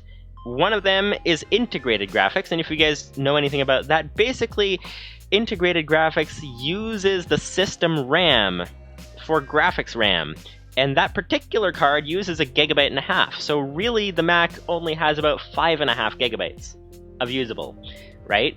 So that's these two. I also have an old, maybe like 10-year-old PC that's running Linux now that came with Windows Vista originally, so you guys have some idea how old this thing is, but it has 3 gigabytes of RAM in it, so that's a lot less. And then back there, there's the old Mac 2007 model iMac, and it has 4 gigabytes of RAM. So basically everything that you guys remember about the challenges of dealing with... Okay, let's bring all this stuff down. The challenges of dealing with only 8 gigabytes of RAM in this PC, this is actually the max out of any computer I have, because every other computer... Most of them... The 2012 one we bought, obviously, in 2013, actually. Budget-saving tip for you guys. Budget-saving tip, if you're buying Apple products, there's actually some things you can do to save money that we did. One is you can buy refurbished, which is always sort of a little bit risky. Refurbished basically means certified refurbished from Apple. That's how we bought. We bought 2 machines that way, actually. One of them, both at about the same time. One of them was my 2012 model MacBook. But the thing is, so what refurbished means is basically they take it back in. Apple someone brings their computer back, Apple brings it in and fixes it up to their standards and puts their like branding on it that we have verified this is a refurbished product, basically is what it is. So it's basically good as new. It is still a bit risky though, because you don't know why it was brought in. So I'm guessing that like there's different reasons it could have been brought in. We should actually level this ground, shouldn't we? Let's do that, because this is going to be very difficult because we keep having to jump up. So it could have been brought in as refurbished just because the person didn't want it anymore, and so then they had to, you know, verify that it's like not used but refurbished because they can get more money that way.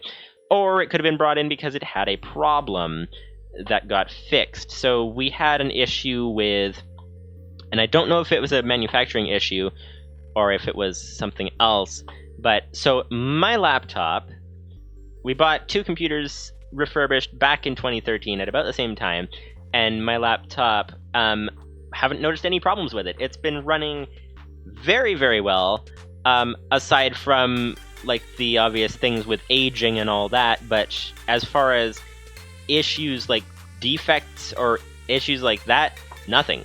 Like, as far as I remember, like there's nothing, no issues with the laptop at all, as far as that kind of stuff.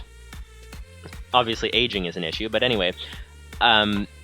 The other computer that we bought though was a desktop, and guessing that why it was refurbished is because not too long after we got it, the hard drive started dying and died, and now we've been running this this iMac desktop thing down the stairs from an external hard drive, which is so slow because there's USB latency as well as it's a spinning disk drive and all that. It's so slow, it's very, very hard to do anything. And obviously in a Mac, the hard drive is very, very difficult to replace because you have to get inside the whole machine, which is not easy to do on a Mac desktop.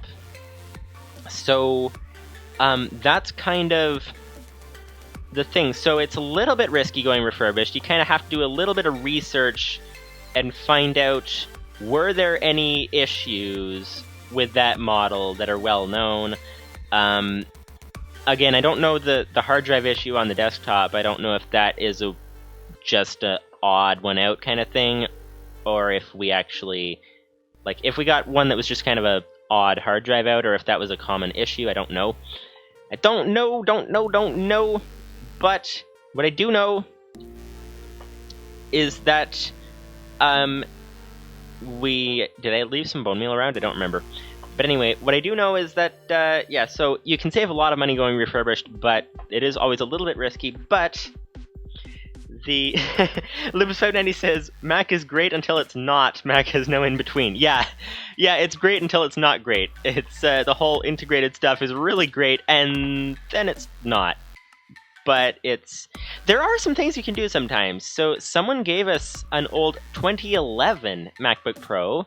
I gave it to my sister to use for some things. But the 2011 15-inch MacBook Pro had a major issue. They actually were doing, I think they had at the time, yeah, they had like free replacements of the motherboard because the graphics card heatsink was designed badly, and the graphics card would overheat and fry and have issues. And so someone I know was upgrading their computer, gave me an old 2011 15-inch MacBook Pro, and basically it was dead.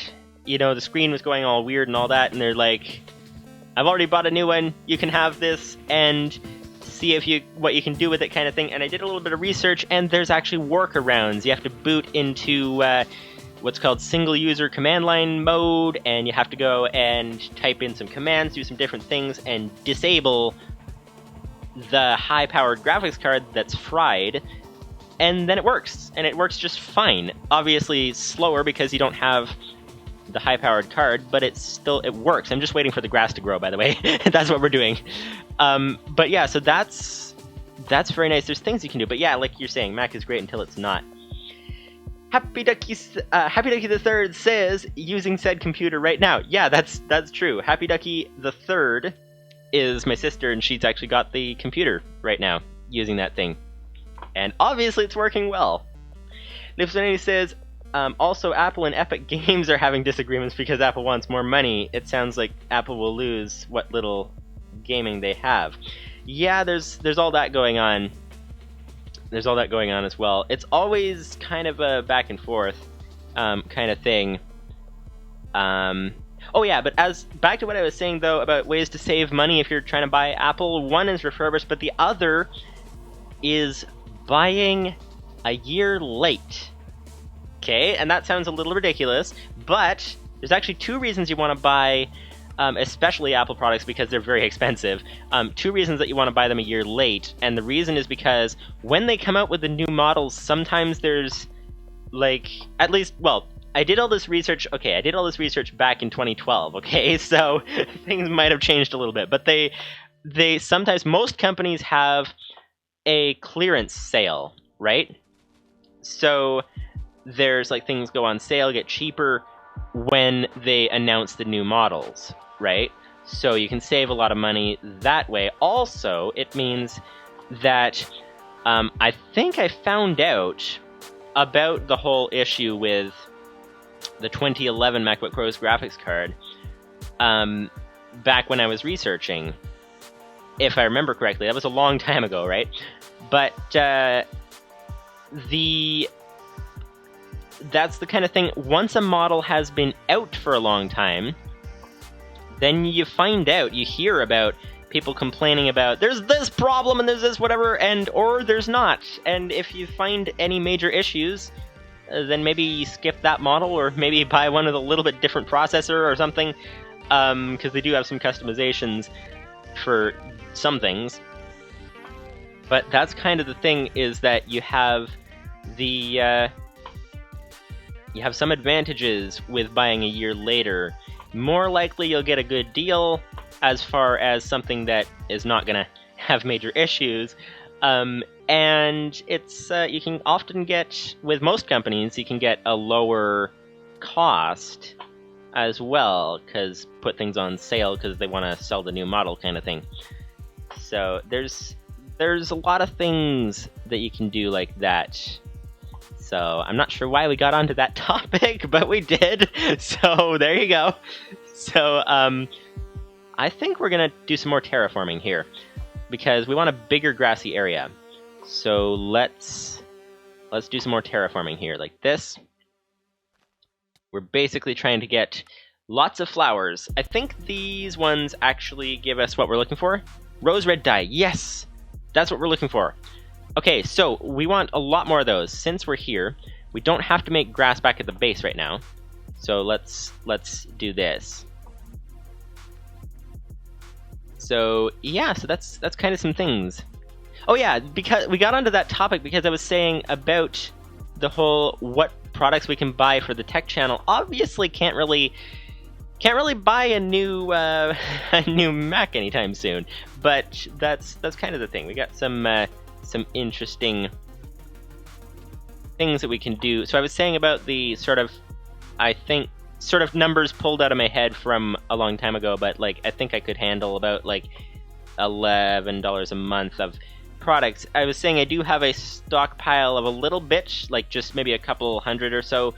For the idea was to possibly upgrade the RAM in this PC, but there's also the idea of if any critical components of anything break, we want to be able to get, like, you know, keep the channel going basically. So I have a bit of not much of a stockpile, like not enough to buy a new PC, but like if the motherboard dies or something like that, there's enough that I could replace like one of the components if need be. So kind of emergency money kind of thing is kind of the idea. So, but that's kind of the there's different things we can do. So I'm trying to think of products for the tech channel, products we can try that are fairly inexpensive that you guys will enjoy as well.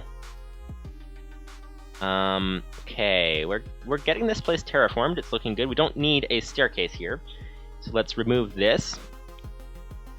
But yeah, like Lupus590 says, Apple and Epic Games, there's something going on there. Some interesting stuff going on. Someone said that it sounds like, because Apple takes a 30% cut of any profits from the apps, right? Someone said that that's Epic Games trying to bring Apple to the negotiation table to reduce that 30% cut. I don't know, I haven't really followed the issue that well, but that's an interesting thought. That would be very difficult to do, so this would be the way to do it for sure.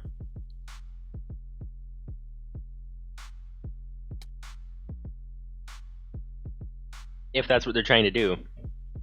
It basically has to look like they're going to lose an entire market for them to be able to get Apple to do any negotiating like that. That's my guess, at least. So, we'll see. Okay, so I think we can actually fill in some grass over here. That should be good. Yeah, let's do that. So let's grab some of this dirt. Let's fill this in, then we can have a larger area to do some harvesting in. Let's see how this goes. This is nice. And we're about to lose half a stack of dirt. 29, 30. Okay, let's see if we get 30 back. See if we can get that back. Yeah, that's, you know, there's the whole Mac versus PC issue, and as you guys know, I have tried both. I've used Macs my entire life until the videos that you guys saw of me building this PC, right? This was the first time I really ventured into PC. And so, and I've gotten more familiar with the system since then, and I can say I really like the one feature, well, there's a lot of features actually, but the software, I really much prefer the Mac software, I think, in a lot of ways. One thing is Time Machine. The backup software is amazing. It's just what it's capable of doing. I haven't found anything. Windows doesn't have anything built in that I'm aware of that can do that. And any third-party programs or what, it's hard to find anything free that has that any kind of programs like that. So it's like just amazing. That's one of the main features I like, which is why I'm using the Mac for long-term storage. Have it set up as basically a network attached storage, running the Mac as that in a sense, also doing its own things, but the PC only has a 120 gigabyte SSD in it, and everything else gets copied to the Mac because of the Time Machine. That's the main thing. So, but anyways, back to the point, is that the whole issue of the back and forth, yeah, it's like you're saying, Apple's great until it's not. It's very, very good. What they do is they do it very, very well. It's very nice, very stable operating system in my experience, at least. A couple of hiccups, major issues that I've run into over about, well, since 2003, I guess. So that would be a lot of years, 17 years. So a couple of major issues I've ran into, but not too many in 17 years. That's a pretty good track record kind of thing. And I haven't used PCs long enough to really know how they are for that kind of stuff. But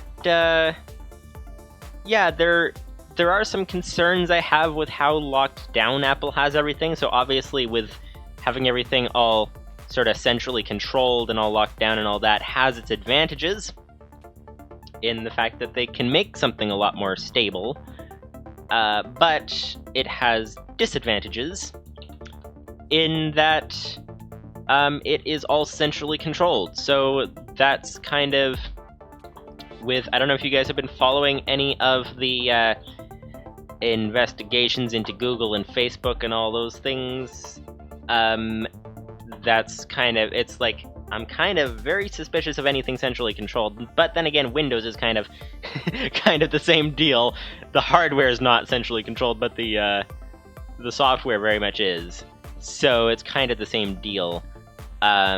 So I don't know. But yeah, it's interesting. Interesting, that whole debate. Something I've been trying to figure out through experience, trying to learn the difference. And I think it basically comes down to what does a person want it for. You know, if they want ease of use, if they want all that kind of stuff, I would definitely say Mac. If they want raw power, I'd definitely say PC, I think. Although there's some things about, like, I saw a video about like video editing and other things, Mac versus PC, and the Mac hardware was more expensive. Yes, the software was more optimized as well, so it ran better. So it ran about equivalent, even though the hardware was less power for the price. So I don't know. Livestream says, I usually recommend Apple to people who have plenty of money and want their tech to just work, i.e. they're not very tech literate and are not likely to become a power user. Yeah, that's basically what I'd come down to. It's Apple has that reputation, right? It just works. That is the reputation, and that, in my experience, that works very nicely. Even when things, I think I have night shift mode turning on the PC. Hang on. Yeah, nightlight. Need to turn that off. But yeah, even I've had over along with it, 17 years that I've used Macs, I've had one time that, obviously the first years I was kind of very young, right?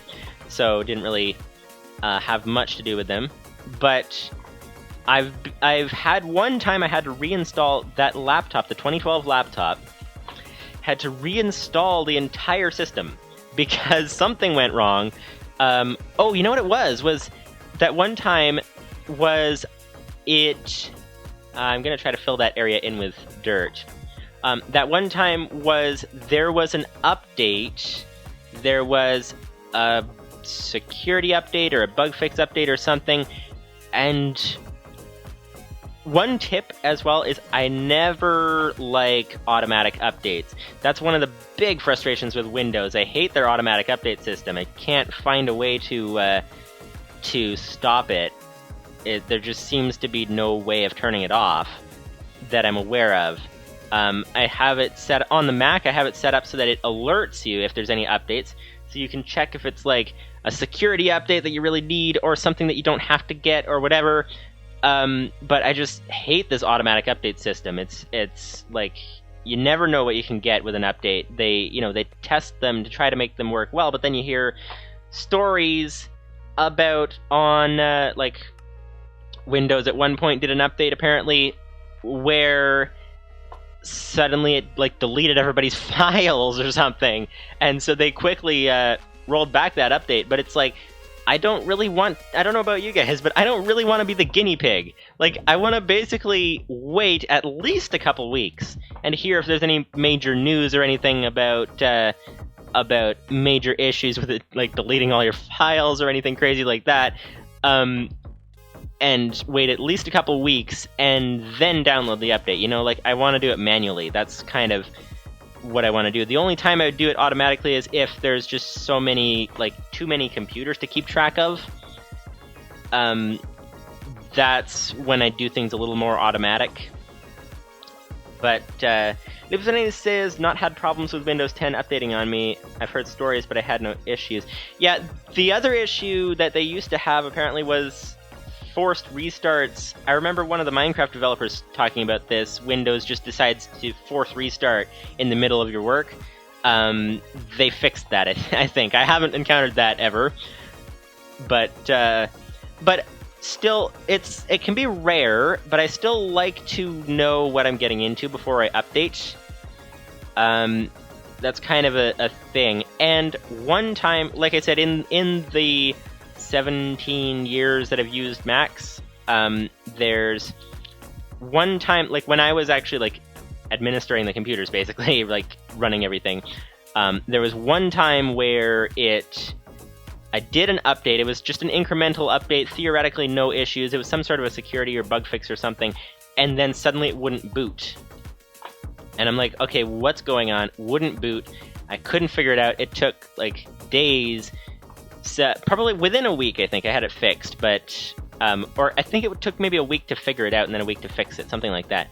But basically, what had happened with this update, something, I don't know what changed, but I discovered that I had, like, it was the kernel wouldn't load properly. For those of you guys who don't know what the kernel is, that's basically the core program that runs the whole computer, basically. The kernel is, because computer programming works basically on, you can, Livestream, you can correct me on the programming stuff if you happen to know any different, but basically, programming works in a loop, and that's the way that computers are able to keep flicking their switches and keep going and not ever stop, is because it works in a loop, and the kernel is basically that core loop that runs everything, and then anytime a program tries to run anything, it diverts from the kernel to that other program. This is sort of an oversimplification from a guy who doesn't know much about what he's talking about, okay? But diverts from the kernel to do the task that it needs to do, and then goes back to the kernel. And so the kernel's like that thing that just keeps the thing running all the time. That's kind of my understanding of it. The kernel wouldn't fully load, and the reason I eventually found out was, for some reason, I had printer drivers on the 2012 machine. I don't know how they got there. They were, you look at the date on the driver file, it was from like 2006 was one of them. You know, 2006, 2007, or maybe 10, or different things, ages older than the actual computer itself. I don't know how they got there. I might have put them on, I don't remember, but I don't tend to do a lot with that. But it was just like, how did they even get there? I went through and deleted them, and then it would boot. And so that was really, really nice. So it just like, okay, so just delete those old printer drivers, and then it boots, and then it's good to go. But the only reason I was able to do that was because of Time Machine. So I had, most of the time actually was solving this issue. First there was the identifying what in the world is going on, right? But then it was easy to fix, and it was easy because of Time Machine. And the hardest, like the most time-consuming part was just waiting, because, you know, you have a spinning disk hard drive, you have a backup disk, like you have your spinning disk hard drive is a 750 gigabyte hard drive, 750 gigabytes. And your backup disk is also spinning disk, so anytime you do, like, try restoring the software, it takes literally hours to put the software back on, 750 gigabytes worth, minus the free space, of course. But basically, I was able to solve the issue because of Time Machine, because what I did, my computer was backed up, so I lost maybe a week, maybe 2 weeks of work, kind of thing, maybe a few days. I think I had just done a backup. That's the other thing, is that I don't like doing an automatic update without running a backup first. So unfortunately with Windows, I don't really have much choice, because it just forces the updates on you to a degree. You can sort of delay it a little bit, but I haven't figured out how to do that yet. Yeah, so typically I like to wait and do a backup, then update. So I think I was only a few days off. So lost a couple days work with that, but what I was able to do to solve this problem is you take the Time Machine backup, right?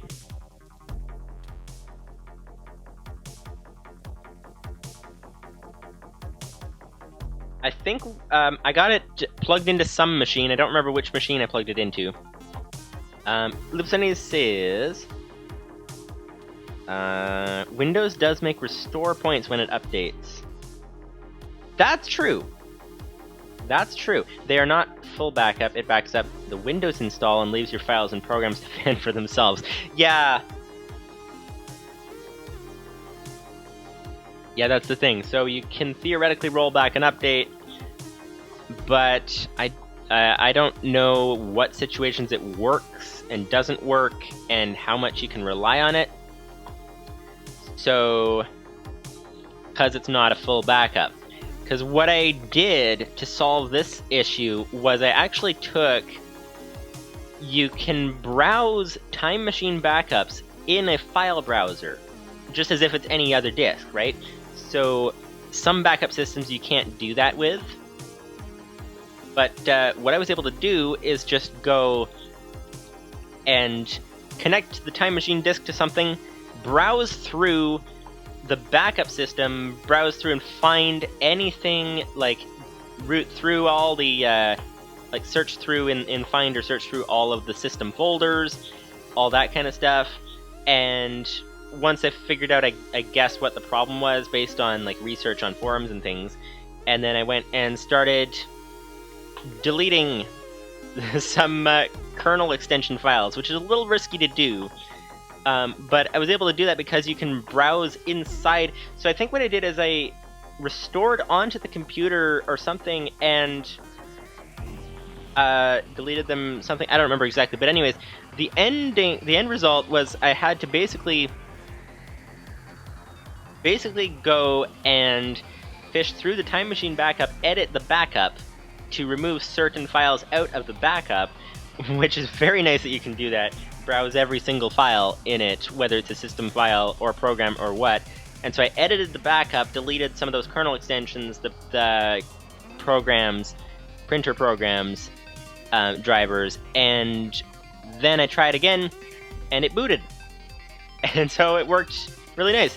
And so you edit the backup, and then, of course, do the restore process, and with a 750 gigabyte hard drive, it took hours. It's like basically an overnight kind of deal. Well, not really. Maybe like 3-4 hours, something. It depends on how long it takes. Maybe overnight. But yeah, and so then did that, and then it worked. And then haven't had an issue since. But the reason I was able to fix that was because of being able to edit the backup file, right? So, and because it was a complete backup as well, it's very helpful. So the restore points would help, possibly. They might solve that issue. It depends how exactly things related between the OS and the programs and all that. It's interesting. Lipsanini says, Windows doesn't allow that to my knowledge. Okay, that's good to know. Lipsanini says Windows would have you go back a restore point and then do the update. Yeah, so that I can see a potential. Of course, okay, disclaimer is I've never actually used. I have restore points set up, but I've never used them, so I don't know how to restore from them. But I can see a potential issue with that. Like, it took me a few install tries before I could actually figure out what the issue was. And so I can see an issue where if you roll back an update in the restore point, and then fix what you think might do it, and then update again, and then it breaks again, so then you roll back, and then you roll forward, and roll back, and roll forward, I can see potentially some, just with the way programming tends to work, some issues with it getting confused, because your programs are staying the same, and so then it can possibly get confused if you go back and forward too often. I don't know, like, that's a thing that I can sort of anticipate being an issue. Lupsani says, but also I believe that Windows would not get that specific issue as it treats drivers differently. Yeah, it might not get that specific issue. The thing, though, is with computers, one of my experiences is that there are common issues, but there are also issues that you never seem to get the same issue twice, right? It's like, I know how to solve this issue, and then something happens that gives similar symptoms, but it's like, wait a minute, this is a completely different issue, right? So there's some common issues, and you can avoid those, and then there's some that you never seem to get the same issue twice. So, like, I'm pretty sure that issue with the driver thing that I had, that probably wouldn't ever happen again. So, like, if they found out about it, they'd probably put in a safeguard to prevent against it, and then you probably would never get that issue again. But you'd get something different. So, you know, that's the way with software. Lipsani says, Restore points can uninstall and reinstall programs. That's a thing. So how do you keep versions of programs? That's one thing. I like to have everything, like, for whenever you run into issues, like, I have a lot of older computers, right? You know, 2007 iMac, things like that. One thing I really like to do is be able to go back to old versions of programs, and like you update this and then it's like, well, it's supposed to work, but it doesn't. You know, like one of my biggest frustrations with, I had a, what's it called? iPod Touch, 5th generation iPod Touch. So for those of you guys who don't know anything about that, it's an iPod Touch, right? But it is, it's like the previous model. I think the newest one is the 6. But basically, it's the previous model, and one of the peculiarities of it is that it has about half the RAM of, I don't remember what the number is. It's either 256 megabytes or half a gigabyte, or I don't remember exactly, but it has half the RAM of any other machine that can run its operating system. Livestream says keep the old installers. That's good. That would help a lot. Any settings customizations you made, I guess, wouldn't get backed up, so you'd have to re-customize the hundreds and hundreds of settings. But yeah, that's keeping the installers is a good thing. Which is why I don't like this this button to delete your downloads folder. That's not very good. But anyways, it says manually back up the program files, program data, and user/app data folders. Oh, that's good. I should set that up more specifically. Okay, that's a good idea. Oh, there's some things over here. But yeah, so I had an issue with the iPod Touch where, as the years started going on, you know, the new OS comes out and it gets locked into iOS 9.3.5, I think it was actually. iOS 9, and gets locked in that system because it can't go any farther, right? Apps keep advancing, and I mean, that should be fine, right? Because you hit a point, Libzenian says, that's the annoying thing with Windows. Settings for programs can be in the registry or the program folder as a file or the user folder. Yeah, that's one thing I don't like about it. I have to figure the best way to handle that. So I have actually, for Windows, I have a program called Lupus590 says, an advantage of Linux, I guess, it has a defined folder structure. Oh, that's nice. I should use Linux more. That would be very good. But yeah, okay, so basically, yeah, I have a program for Windows called AOMEI Backupper, which is a free backup program that looks like it's basically like Time Machine. So I use that for backing up. I've never used it for restoring, so I don't know if it works. So that's kind of a little bit nerve-wracking. I don't know if it works or not. But it's for backupping.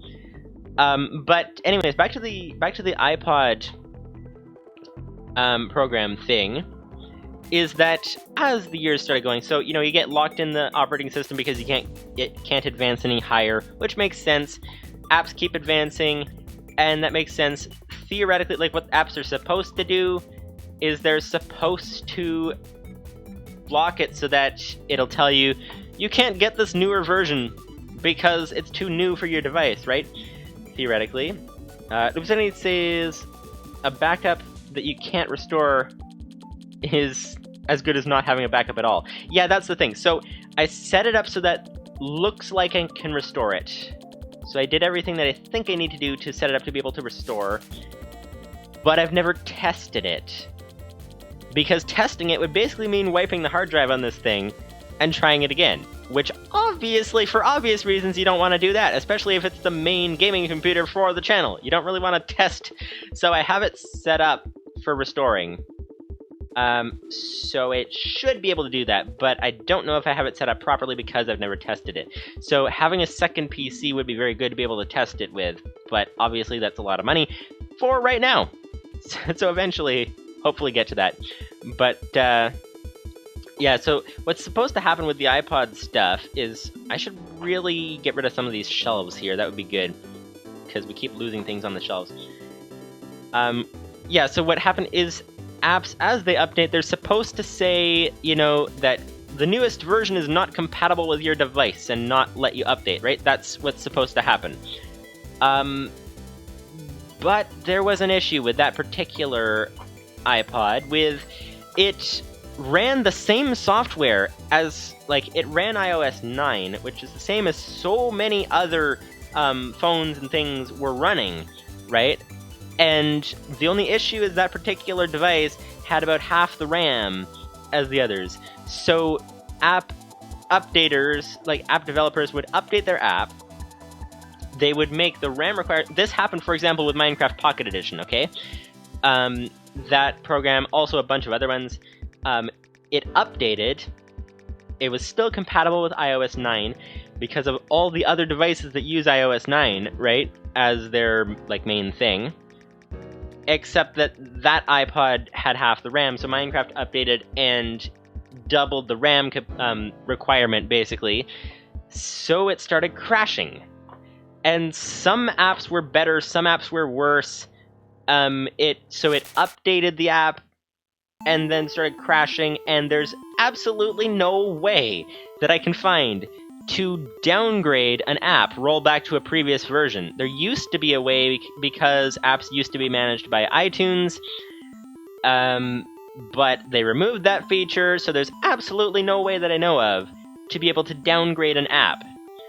And so what happened with that iPod is I didn't have automatic updates on to begin with, but made sure I didn't turn that on, and basically kept the app versions, because some apps would update and completely break, not even open because of the RAM requirement, and other apps would open and would run, but fill up the RAM over time and then crash, right? So basically what I had to do with that thing, because there's absolutely no way to roll back an update, so I basically had to just say, okay, stop updating. So just any apps, just make sure I don't ever update them.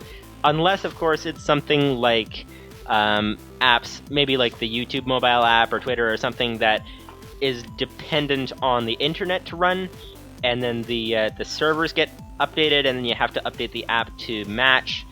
But often those bigger apps were better at accounting for that issue and keeping the RAM low. So, you know, there's that kind of stuff. But yeah, so it's like, I don't know, that's back to your point about Apple's really good until it's not. Like, yeah, that's the issue. That was one of the situations it was not, you know? So, and I wish there's a way to roll back the apps. I saw just the other day, I just saw a program that's like, you can back up your phone with this program. I'm like, great, let's take a look at this. And I look at the program, you can back up your contacts, you can back up your photos. Nothing about backing up apps. So, okay then. Because the ideal thing, the way to get around this would be to back up every version of the app as it comes down, so that when you get to one that breaks everything, you can just roll back, right? That's the best thing. Lieutenant says, Apple have been accused of updating their old software to make it the worst, to encourage people to upgrade to newer hardware. Yeah, and that's a thing. To a certain extent, that's understandable. Like, as you add more advanced features, naturally it would slow down older hardware. It's debatable whether they try to slow it down farther than would be necessary, but I'm pretty sure they didn't plan on crashing every app on that iPod. I think it was just an oversight, because by that time, iPhone was the big thing. Like, I don't know about you guys, I don't even hear about iPods anymore. Like, I think they still sell them, but it's like, I never hear about that. It's just like a downgraded iPhone, basically.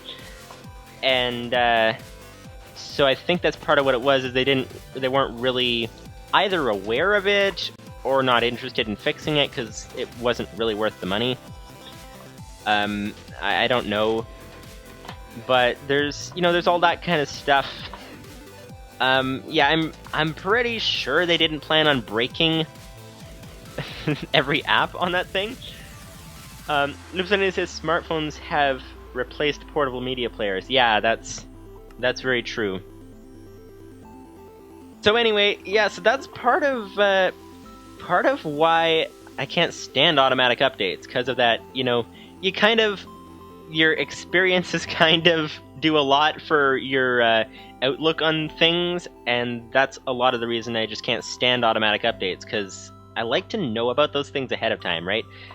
So, and especially be able to roll back. That's one thing that, it's really nice the way Apple's got the App Store all locked down, so everything's like, you're not gonna, pretty much, you're not gonna get a virus. Obviously any company can make mistakes, but every app has been like checked and all that, and it's very safe.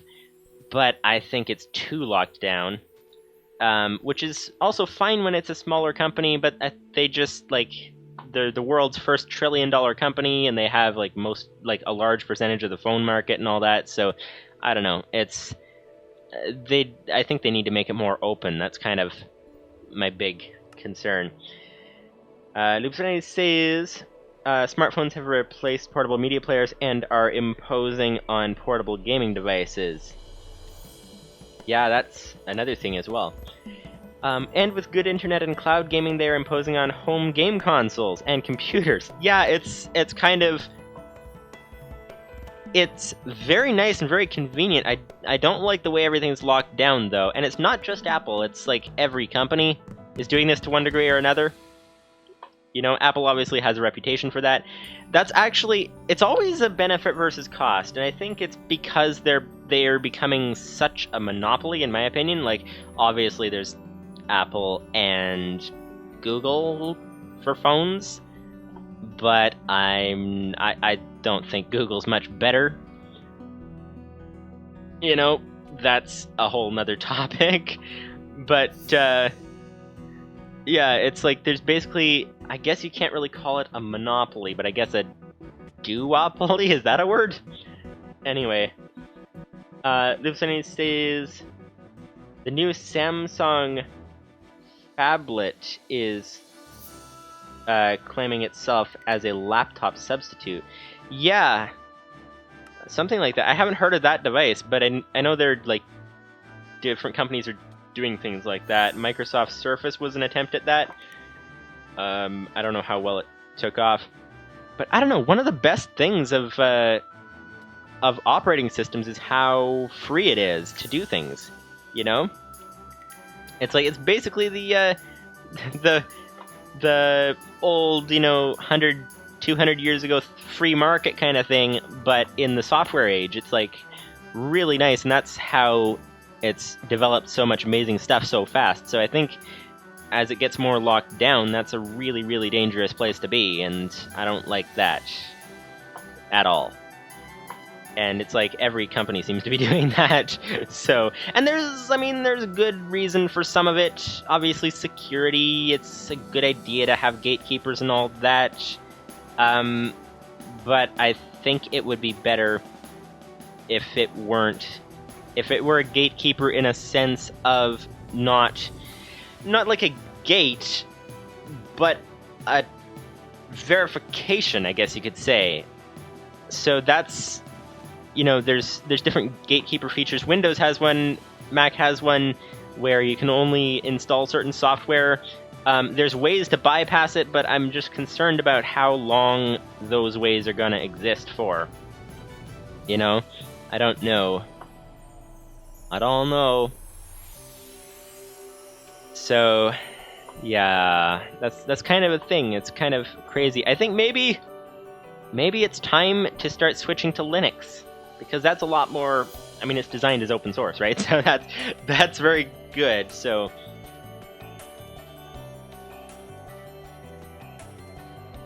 I've heard Linux has some disadvantages in terms of performance, though. So I don't know. Like, I think it still runs.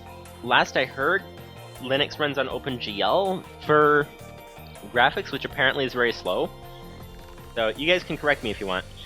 What I need to say is, my laptop, well, which I'm watching this on, is a convertible tablet. Runs Windows 10. I got it for drawing.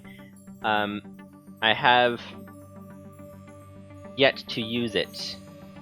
Sorry, it's a little. I can tell you're typing fast because it's a little difficult to read some of this. But anyways, I got it for drawing. I have yet to use it. Okay. Have yet to use it for drawing.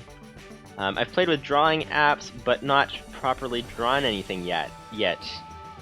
So you draw things. Like, is that like a thing that you do? Like, obviously that tablet is new. Like, I know you do programming. How long have you been doing drawing? That's a question. Oh, we're up to almost a stack of dandelions. Let's try to go for a stack of poppies. That sounds good. If we can get there before we leave, that'll be ideal. And in case you guys wonder why I'm leaving these orange flowers there, it's because I don't know how to get them. They're there. There's a finite amount. And that's it. Let's take one, so that then we remember that there's a way of accessing them, so then we see it later and we're like, how in the world did we get that? And then we start thinking, and maybe come back here if we remember. But that's kind of the idea. So, let's see. Actually, I'm gonna be right back.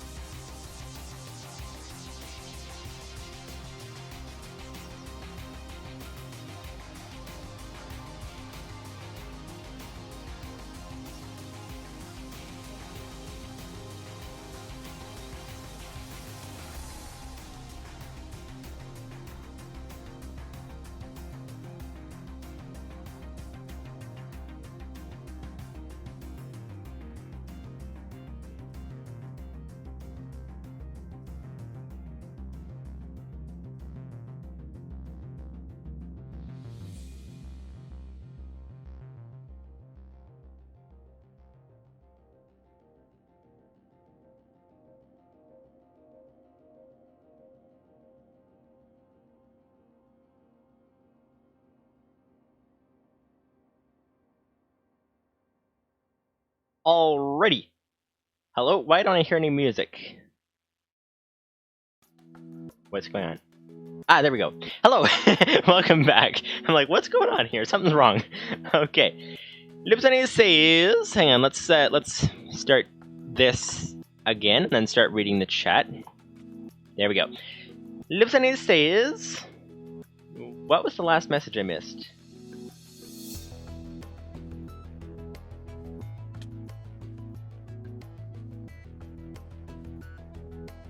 Ah, okay. Windows has the Windows Store now, and the UWP, I haven't heard of that. They are encouraging people to make programs for it, but have said that they won't get rid of traditional EXE programs. That's good if they don't get rid of those. That's good. Lipsania says, given Microsoft's reputation for maintaining compatibility with stuff, I'm inclined to believe them. That's good. I don't like their auto updates, but they do have a lot of other good things as far as the freedom for that kind of stuff go. Lipsania says, Linux has performance problems because they have to reverse engineer drivers for things, or the official drivers are not very well made, as the companies who make them don't get as much money for Linux as they do for Windows. That makes a lot of sense. You can get good performance if you pick your hardware right. Okay. So what things are different for Linux hardware picking versus Windows? If somebody says you can also see boosts if you are not bothered about having parts of your OS as closed source. Okay.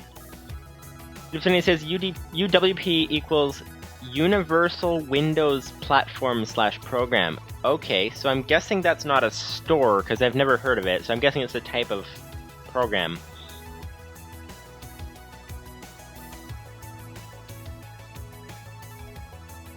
Okay. Interesting. Yeah, so I wonder, like, what are Linux main inefficiencies that can be, like, what... I wonder what's different. That would be interesting to look up. What's different between Linux hardware versus Windows hardware in terms of performance? So the only Linux system that I have right now is, aside from a couple of virtual machines that are running on a slow computer that I rarely ever use them. But the only Linux computer I have right now is originally came with Vista, 10 years old, and it's pretty slow, so it can handle maybe 2 or 3 web browser windows at once. And it's very useful, but very limited. So that's kind of the thing. Lipsveni says, I've heard that Windows auto updates are for herd immunity. Hang on, whoops! Don't die with the stuff on me, then we have to go chase after it. Herd immunity. Apparently a lot of Windows virus infections are due to people not updating Windows. Yeah, and like, I don't have a problem with auto update. Like, if people want to do auto update, like the whole herd immunity thing, even if Windows wants to make it a default feature to auto update, like default on, right? I don't have a problem with that. It's great in principle. There's great benefits from auto update. It's really good. Personally, I want, though, if they have an auto update system, there has to be a way to disable it completely, and preferably keep the notifications on. Because, like, I want notifications so I know when to update, but I want to decide when to update. I don't like it being forced. That's the thing. And there's a way to delay a Windows update, and something about up to 365 days or something. Also, I don't mind security updates as much, personally, as feature updates, but it depends on, like, different things. But security updates make sense. Like, that's kind of the thing that you want auto-updating, is the security. But feature updates, whatever else, no thank you. No thank you, just no. Just no. No auto for me, please. You know, there has to be... I think there was a way to go in the registry or something and disable the auto-update completely, but then that stops, like, it doesn't give you any notifications when there is an update, which, that's not good. You know, we need to know that there's an update available. That's essential. So, because I don't know about you, but I can't keep checking for updates every week or so. It's just too much checking to do. So it's nice to get the notifications. One thing I don't like about the Mac's auto update system is that, yes, you can have it not do the update on the Mac. You can have it just notify you, but it gives you a button right there in the notification to install the update. And if you click the wrong button, then suddenly you're installing. We had that issue with my mom's computer. I think she accidentally clicked the update or something instead of clicked the delay button. So then it just randomly, suddenly, we needed the computer, and it was in the middle of an update because we clicked the button wrong or something. So yeah, that's kind of the thing. But at least you can not do it if you click the right button, you know? That's kind of the thing. So, but yeah, so basically, auto update's good. In summary, auto update's good in principle, and if they want to have it as a default feature, that's good as well. Just as long as there is a way to completely cancel and bypass it. Because, like, what about... Well, I was going to say, what about in the future when the computer's too old for the internet and you don't have it on the internet anymore, but then you wouldn't get auto updates, so never mind. Never mind. But, you know, that kind of thing. As long as there's a way to completely disable it, or disable certain parts of it, keep security going and not the other, then I like it, you know, personally. If anything says... Linux hardware considerations are largely... Does this hardware get Linux-compatible drivers from the manufacturer, or are they community reverse-engineered? The reverse-engineered ones are usually worse for performance. If somebody says, I believe that Windows 7 had auto-update by default. Windows 7 had auto-update by default. People kept turning it off. Also, people kept delaying updates and then getting infected by a virus that got in via a thing that would have been patched if they didn't delay. Yeah, so that's, like... That's the big concern. I think it's because Windows' reputation in the past... Like, I come from the Mac world, right? And I just know I've heard of Windows' reputation as being... having a lot of security problems and all that kind of stuff, and I think it's just easy not to trust the developers as much. Hopefully they've improved a lot. Like, I haven't really kept up with it. I just remember from, like, you know, the 2007 days and that kind of area. That's sort of a number pulled out of my head. But anyway, yeah, so I think that could be why a lot of people turned it off. But again, that's where it's very important to be able to distinguish the two things and be able to completely disable the feature updates but keep the security updates on. That, in my opinion, is very, very essential. Because you want the security updates. You want them to be delayable so that you can run a backup first. Because I think it was a security update that broke my MacBook those like 5 years ago or so. Until I got it fixed, as we talked about earlier. But, so you want to be able to delay it until you can run a backup, but you don't want to have to, like, you do want them to do the security updates, but not the feature updates for me, thank you.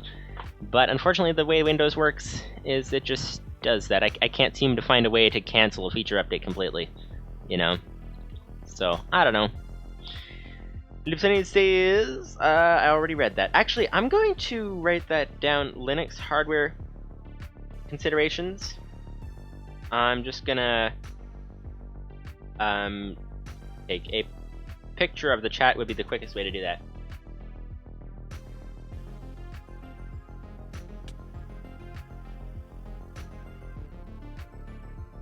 Because that is something to consider when researching different hardware to buy. So that's interesting. Computers are quite the topic. There's a lot that can be discussed as far as computers go. How many flowers do we have? 44 poppies. So we're getting there. We have quite a lot of dandelions, which is nice. 44 poppies.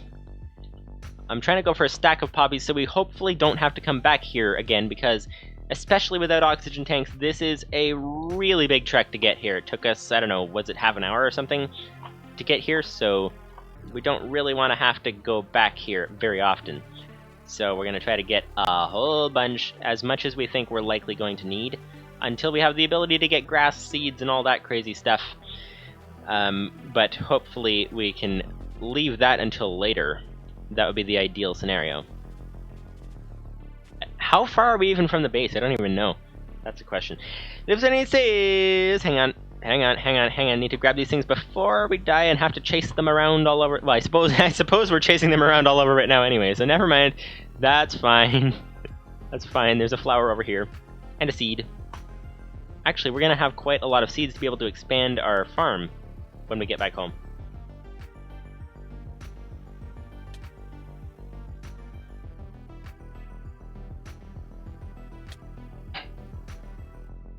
Listening says, Windows has... Oh yeah, I need to grab the stuff before it despawns, don't I? Yeah, let's get that. Okay, there we go. Now it's not going to despawn. 8 more poppies. Nice. That's a big improvement. 52 already. Listening says, Windows has the bad security reputation because they get infected more, which is because there's more computers running Windows. More computers running Windows means more getting infected, more stories of infection. Also, larger market share means that they get targeted more. That makes sense. Actually, I haven't checked. That's the way it used to be. Has that changed at all? Because, I mean, I suppose Apple's making most of their money on iPhone sales, right? But I know, like, Apple was the first company to hit $1 trillion value, and they've gone far beyond that now. I'm just wondering, how does the market share compare as far as computers go now? Because that's the way it used to be. It says Windows is still biggest PC market share, I believe. Android for mobile. Android for mobile. Interesting. That's really weird. This is weird to say on a YouTube channel, but Google is... Ugh. I don't know. It's always a little bit concerning topic to talk about on a YouTube channel. So we are on Twitch right now, but this is going up on YouTube after, so anyway. But yeah, so...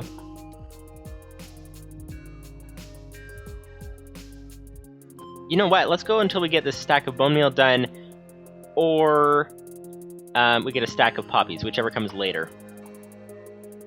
There we go. Nice. Okay, respawn. Yeah, so Android for mobile, that's very interesting. Very interesting, because there's a lot of, like, scandals and things that have happened with Android that I've heard about. I think that's the right word. So, yeah. I don't know, it's, you know what? The history of, since computers started, it's been really nice. It's been like basically the old free market kind of thing in terms of computers. It's been really good. Now things are really shifting to where we're getting a few big companies that are basically controlling everything. So it's, yeah, it kind of is changing. So I don't know if, do you know how big of a, Lieutenant says YouTube be like, what are you saying about my parent? Yeah, that's kind of my concern. I mean, I do know that Project Veritas is on YouTube. If you guys don't know what they are, go look them up. It's very, very interesting. They're an independent investigation group. Like, I don't know what you call it, like the detective movies that you see kind of thing. But anyway, it's, yeah, so they're on YouTube for now at least. So, but yeah, that's kind of my concern about talking about that particular topic on YouTube. But, yeah, what was I saying? I was saying something about... Oh, yeah, I was wondering, do you happen to know about, Linux? What? Okay, so you're saying there's difference... There's the drivers that, that get Linux-compatible drivers from the manufacturer. So there's a difference between ones that get the Linux-compatible drivers from the manufacturer or community reverse-engineered, right? So those are two different things. But like either one of those categories, what is sort of the speed difference I can expect between Windows and Linux? That's kind of my question. Because if it's like a 10% speed difference, I mean, that's manageable. You know, maybe not ideal in a budget setting for sure, but 10% is manageable. If it's more like 40% difference, then that's a pretty big issue. If it's only like, if it's graphics that are maybe the biggest drawback, and CPU is sort of the same, or CPU is the same, or RAM something, or maybe, I don't know what else. Those are the things I usually think of. What about, like, does the SSD need drivers like that optimized, or, like, I don't know. That's kind of one thing I wonder. I don't know if it's probably very difficult to quantify that, though, come to think of it. So, yeah, that's kind of... If we had slabs, it would be easier to get around here. We wouldn't have to jump through the sky so often. Livestream says I would expect them to be comparable if you set up the Linux install correctly, but I don't know. Yeah, I think that might be worth researching. Not that I'm looking to buy a PC anytime soon. It would be very nice, but as we talked about earlier, that's quite a ways out of my budget right now, but hopefully once the tech channel gets going, I can start trying different PC configurations for you guys and see what's up with that. That would be ideal. An ideal goal. And we have some seeds over here as well, which is nice. Which is very nice indeed, very nice indeed. And this would be a poppy I can hear. Okay, 58 puppies. We need a few more to hit the 64 mark. Livestream says...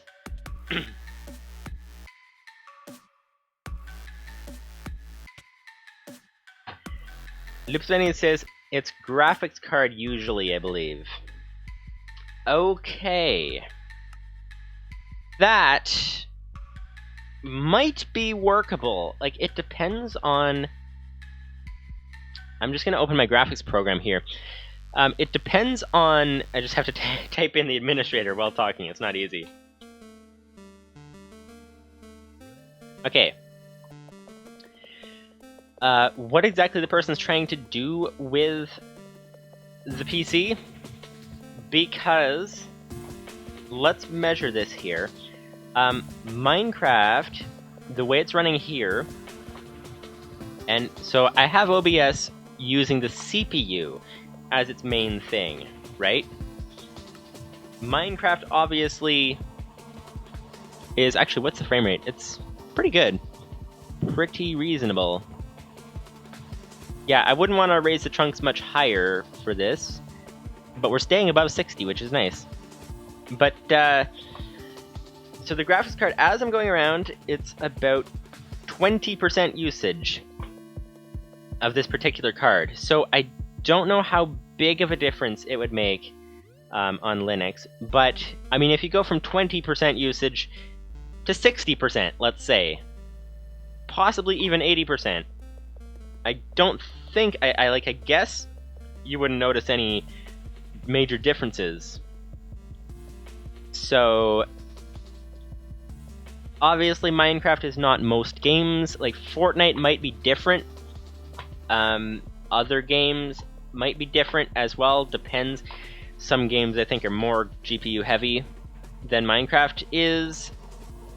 But as far as Minecraft goes, I think we could afford, at least in this particular scenario, we could afford to lose a whole lot of GPU performance and probably still, like, I don't know if you start getting more slowdowns as the percentage gets higher, or if it's just once it reaches 100% usage.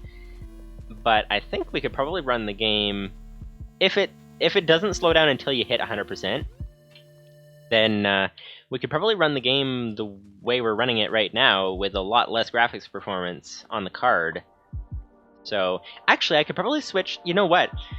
Switching back to integrated graphics, because I have, as you guys might remember, this particular chip, I have integrated graphics in it, which I'm not using right now, and I could probably switch back to that.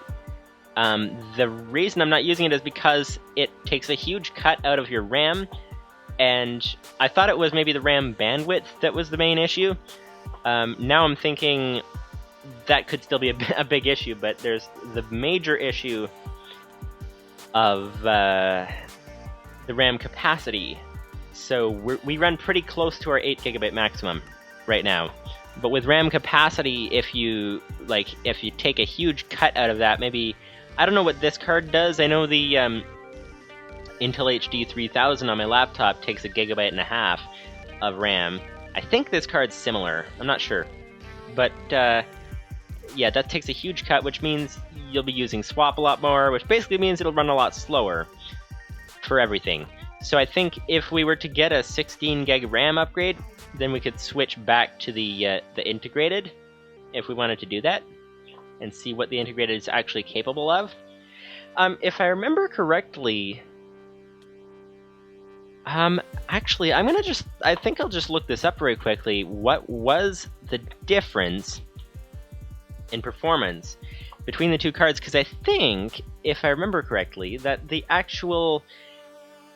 integrated graphics are supposed to be faster than the old. It's a 10-year-old card that I have in this thing, roughly speaking. And I think it's supposed to be faster, the newer card, but it's slower because of constantly overcapacity on the RAM. Livestream says, based on what I can find, Windows 10 has over 50% PC OS share, with Windows 7 being about 1/4. Okay. Based on stats from December 2019. Okay. Interesting. I'm gonna look up user benchmark. Find these two cards. I'm gonna put a link in the chat for you guys. Userbenchmark.com.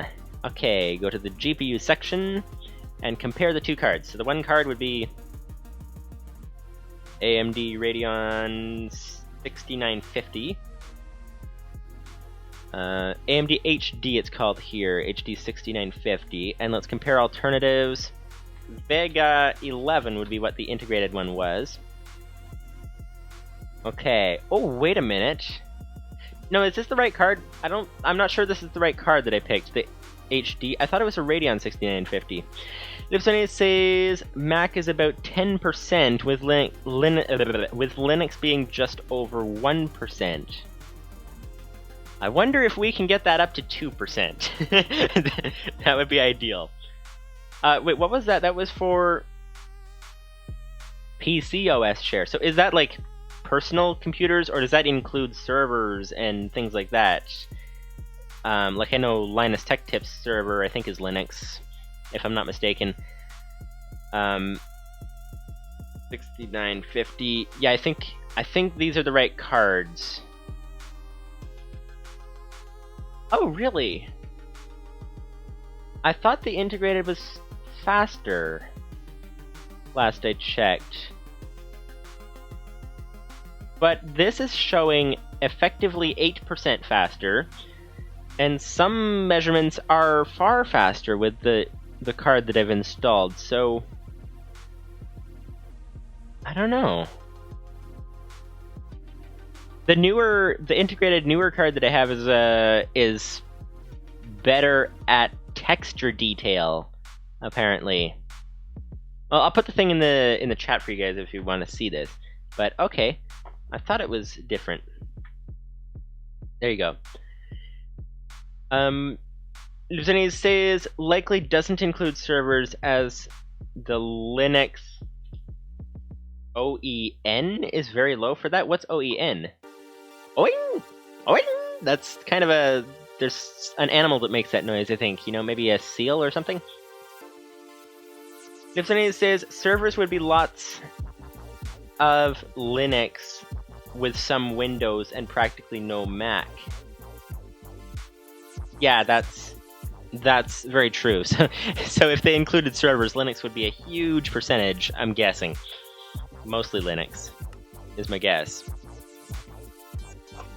So we're getting there in poppies. We just need one more to get that stack of poppies, and then we'll be good to go.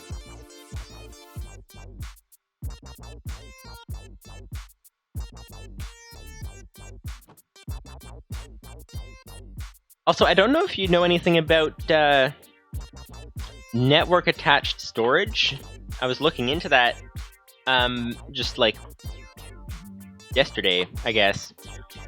It looks interesting, because I was thinking what to do in the future, because I would like to be able to, you know, to test different PC setups for you guys and all that, and that, of course, involves recording to them, all that kind of stuff. It's a major inconvenience with the current network storage that I have is actually, it's an external hard drive plugged into my MacBook Pro. That's what I use for the network storage. So obviously, like, that only works if the MacBook is plugged into the internet, and with the setup that I have, it only works if it's plugged in upstairs, because I have an actual, like, separate router upstairs as well. So that's kind of a thing.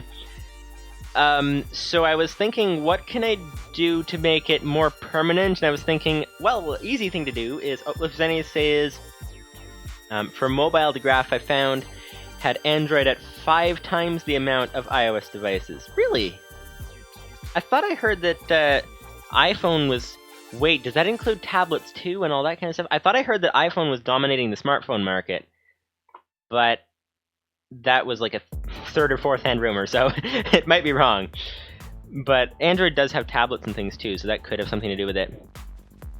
But anyway, yeah, so I was thinking, well, what could I do for more permanent network storage? Because the idea would be to be able to... Also, my hard drive is filling up pretty quickly. We had recently an occurrence happened that basically I had to take a whole bunch of data off of other hard drives, and I took basically hundreds of gigabytes of data and threw it on my my network setup drive, the Mac drive there, and so it filled up pretty quickly, and it's down quite a lot in storage, down to about 500 gigabytes left, filling fairly fast. For example, every time we live stream for a long time, and we actually can get back home now, every time we live stream for a long time, like last week, or the week, one of the weeks, was a long live stream, and it was a 7.8 gigabyte file, right? So that uses up storage pretty fast, right? So that's kind of the deal. You know what? We're having fun chatting here. I'm gonna go till I run out of bone meal. We've done 1 stack, let's go for 2 stacks. We have a system down, so it shouldn't take quite as long to go through the second stack. But anyway, yeah, so basically looking into that, I was thinking, what can I do for more network storage? Obviously, you know, you can do the same setup using a Mac as a NAS. I could buy a Mac Mini. Of course, this is in the future, right? This is in the future once the tech channel's going enough to be able to be buying PCs and needing a central place to store a lot of things, right? But, so in the future, buy a Mac Mini, buy some external hard drives for it, and then I start looking into it, and well, the Mac Mini, I have no idea why people buy it, because it's, in Canada at least, it's $1,000 for a baseline Mac Mini. The CPU is actually equivalent to what I have in my gaming PC. The graphics is not even close. The PC is far better for graphics. But the CPU is comparable. I think it was even a little faster, but still, it's still like $1,000 in Canada. It's a lot less in the States. But so it's like, okay, that's not really a good option for NAS network attached storage. there's units you can buy for network attached, and they, one that I was looking at had like a RAID setup in it and all that, and it was about like $200 or $300 for the unit plus the hard drives. So still fairly expensive, and it's not a backup, it's a central storage. So the nice thing with the Mac Mini is that it can run Time Machine, right? And so with Time Machine it can back up. So I don't know how to back up a NAS, but anyway, it's an interesting topic. Just trying to learn more about it. Learn more about it for the future. That's kind of the idea. Loopsany says, I did see graphs with I'm just making sure I didn't miss a message here. Yeah, I did see graphs with Apple being bigger. I assume that they were revenue and not device quantity. Okay, because those are two different measurements. Because in terms of having a monopoly on the market, it's the revenue that matters. No. It's the device share, the device quantity that matters. The revenue doesn't matter as far as having a monopoly on the market. So that's very different. Loopsany says Android is also on TVs and TV boxes and some laptops, Chromebooks ? So that could inflate the Android side. I believe that Apple TV doesn't use iOS. Yeah, I think it uses tvOS or something like that.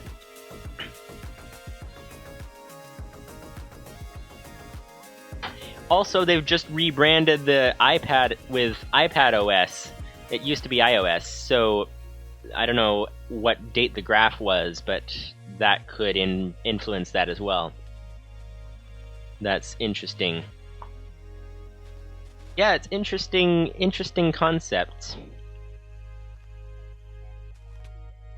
Interesting concepts, indeed. Indeed, that is very true. One thing is, as far as buying products, because obviously for the tech channel, if we can get things cheaper, then that would work very nicely. So, you know, there's all kinds of ads going around for Honey, right? The thing that's like coupons and all that kind of stuff, and it's apparently really good.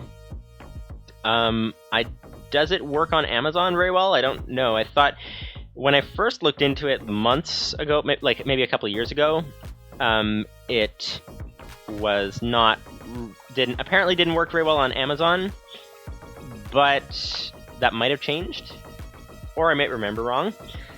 But that would be a good way to like reduce the price of things to make it so that we could buy more things for the tech channel. That's one option, that kind of thing. Also, anything that I happen to find at a thrift store, or I don't know, just keeping up with sales might be good as well. Buy a lot of things on Black Friday, kind of thing. That might be good. I don't know. I'm trying to think. I don't really have any ideas much for how to reduce the costs of buying the things.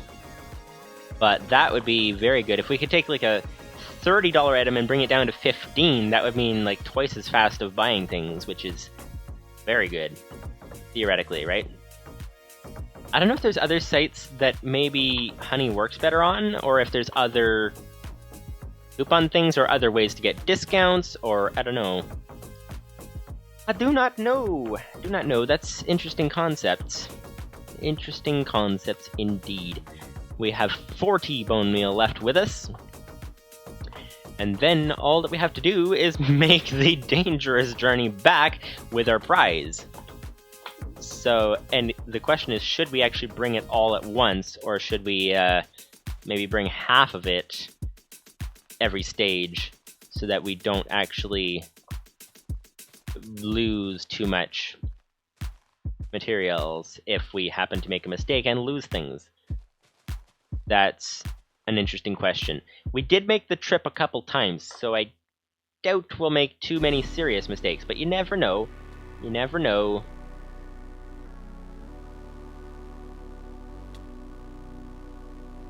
But yeah, the ideal thing would be to be able to use, in the future, use some sort of network attached storage with massive hard drives, and then be able to take those things and like try building a PC, installing Windows, using it with OBS and all the other things, and maybe even having it backed up through.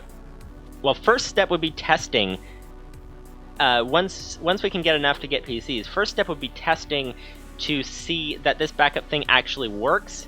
So I don't want to wipe this computer's hard drive to test, but if we were, like, when we're eventually able to get a second PC, then I can play with that one and wipe it and do things like that to test the backup system. But if that works, then I'm thinking of using that backup system. Possibly might be a good idea to do that onto the network attached storage. A 4 terabyte drive would be able to handle, like, this thing has basically 100 gigabytes in it. Well, 120, so add up to 200, let's say.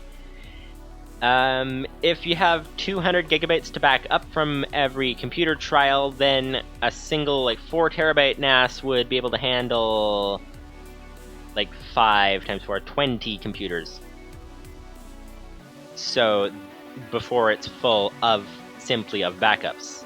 Now, obviously that's a very space inefficient way to do it, but that's kind of like, when you want to, you know, when you're trying to calculate how much storage you're going to need, you calculate inefficient space, and then try to use it more efficient than you calculated. Then you're less likely to run out, right? That's kind of the idea. So that's kind of a concept, is doing it like that. So I don't know. It's an interesting concept. I don't really know much about NAS storage, though. It seems that it's like a little mini computer built into the thing is how it seems to work.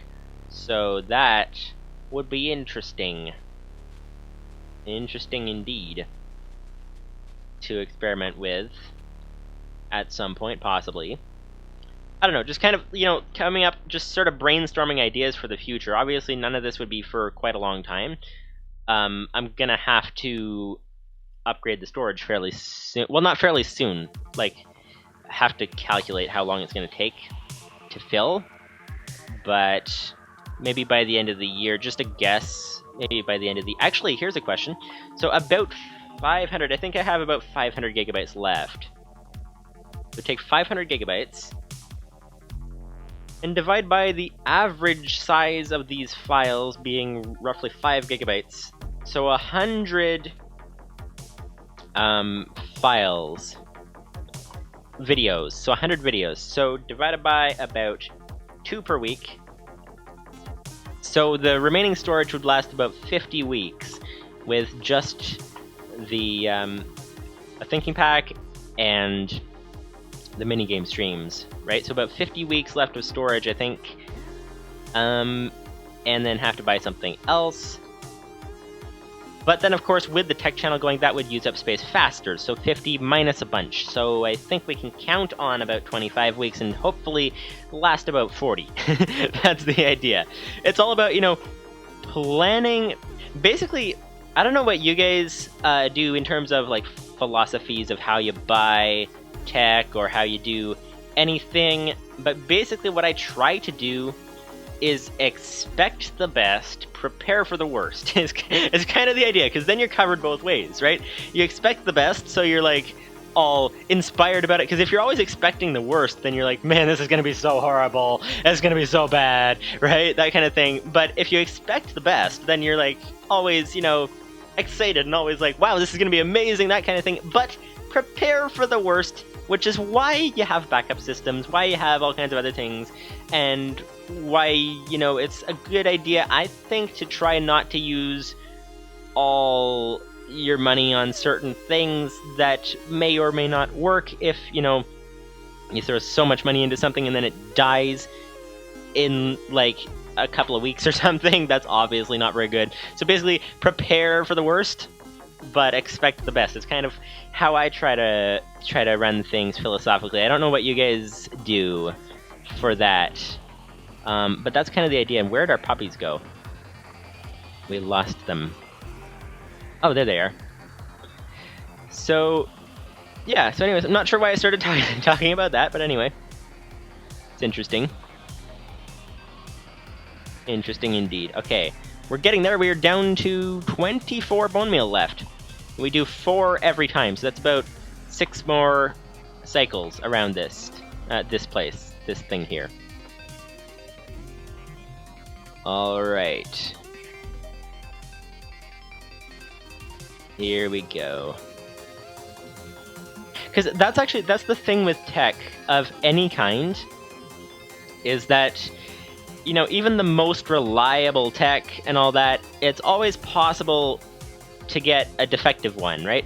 So when they come through the machines that make the things and all that, and basically they make thousands of items, thousands of a processor, actually millions in a lot of cases, millions of a particular processor, millions of a particular case, or thousands or whatever, and you get maybe 10 or 20 or something that are defective and are going to fail right away, right? That they don't catch, right?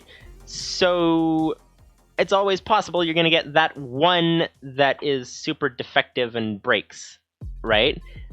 But it's all about, I guess it's about finding the particular products that have a very high success rate. So, you know, there's always going to be bad reviews to some degree on everything, because someone somewhere got the one that was defective, right? But it's like some products are like maybe 50% of them, like half of the ones they make are defective, in which case that's not worth buying and they need to stop making it, right? Which they will stop making it if people stop buying it, right? But then there's the whole thing. If it's like 50% of them are defective, then that's a major issue. If it's like 1% or like 1 out of every 10,000 is defective or something, then that's probably about the best you can get, is kind of my guess. I don't know. It's kind of interesting to think in terms of percentages and things along those lines. Very interesting things.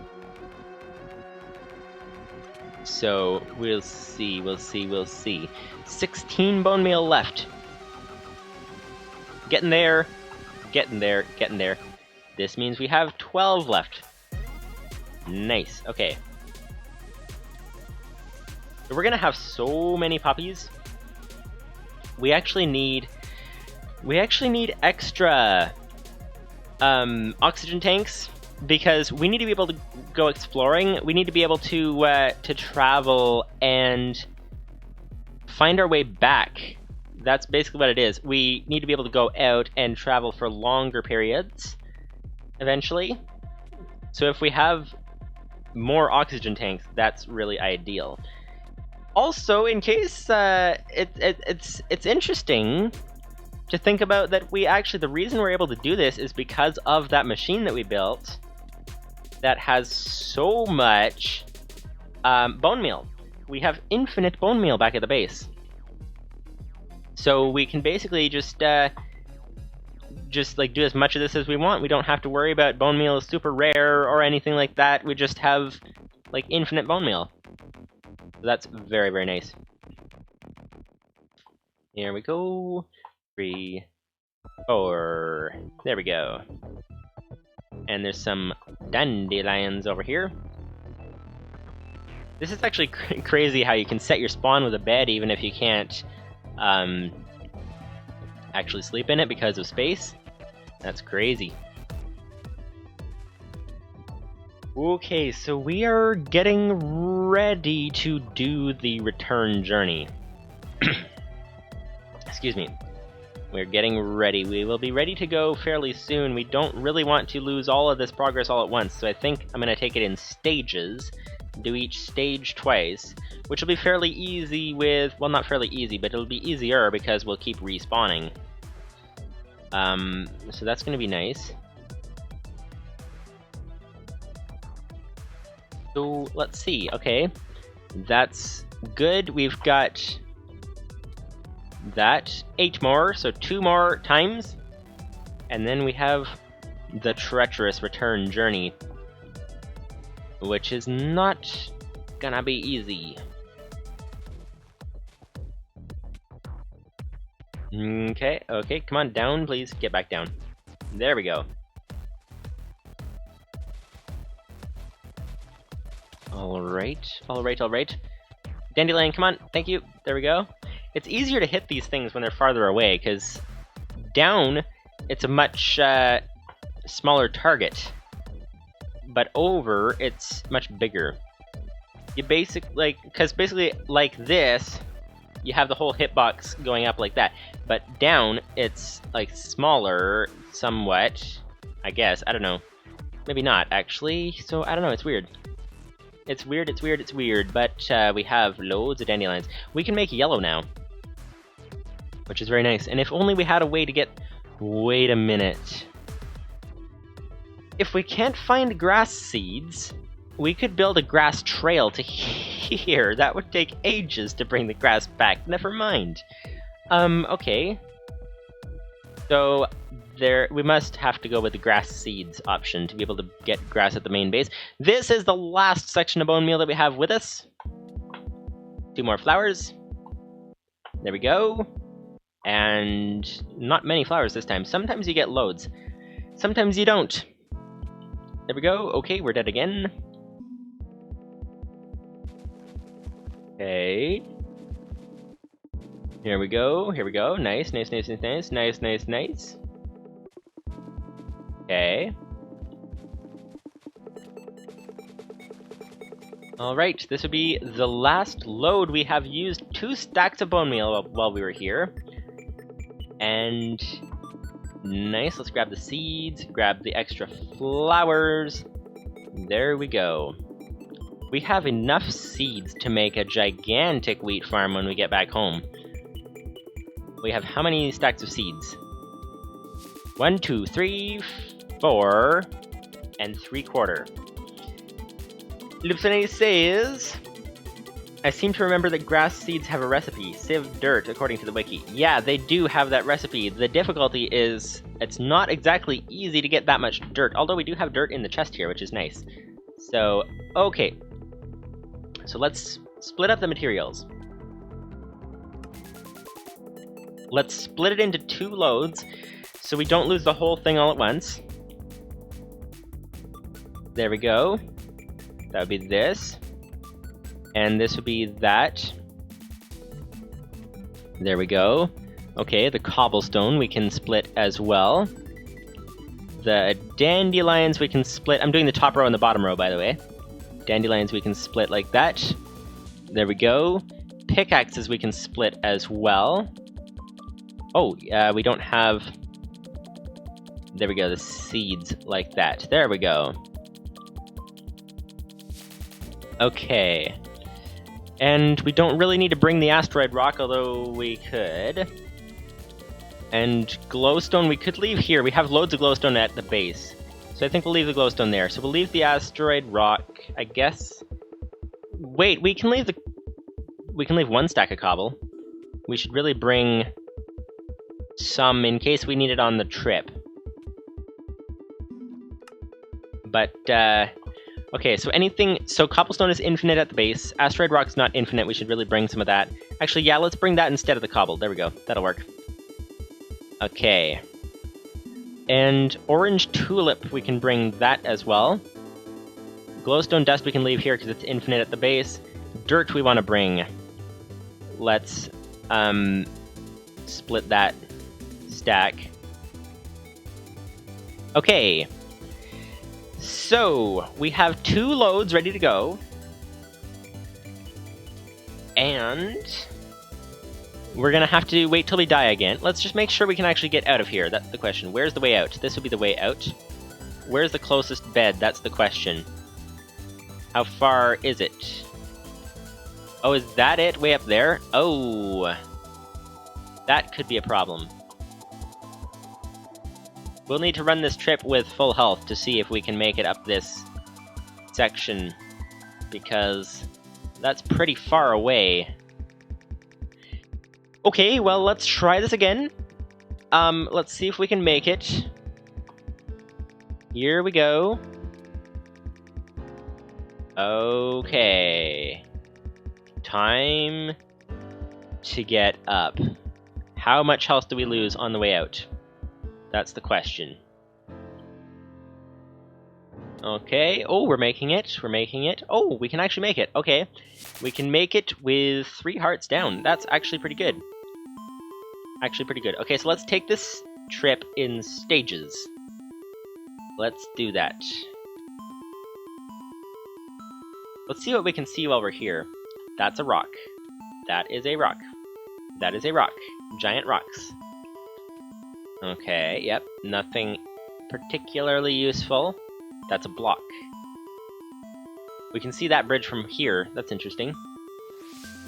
Okay, so we can go exploring later at a later date sometime, but let's go up with... Let's bring the first row of stuff. Okay. Here we go. Nice. We're getting out. We're getting out. Okay. First row. Looking good. Oh, we missed that jump. That wasn't good. But we should be okay, because we only lose 3 hearts on the trip. So, okay, okay.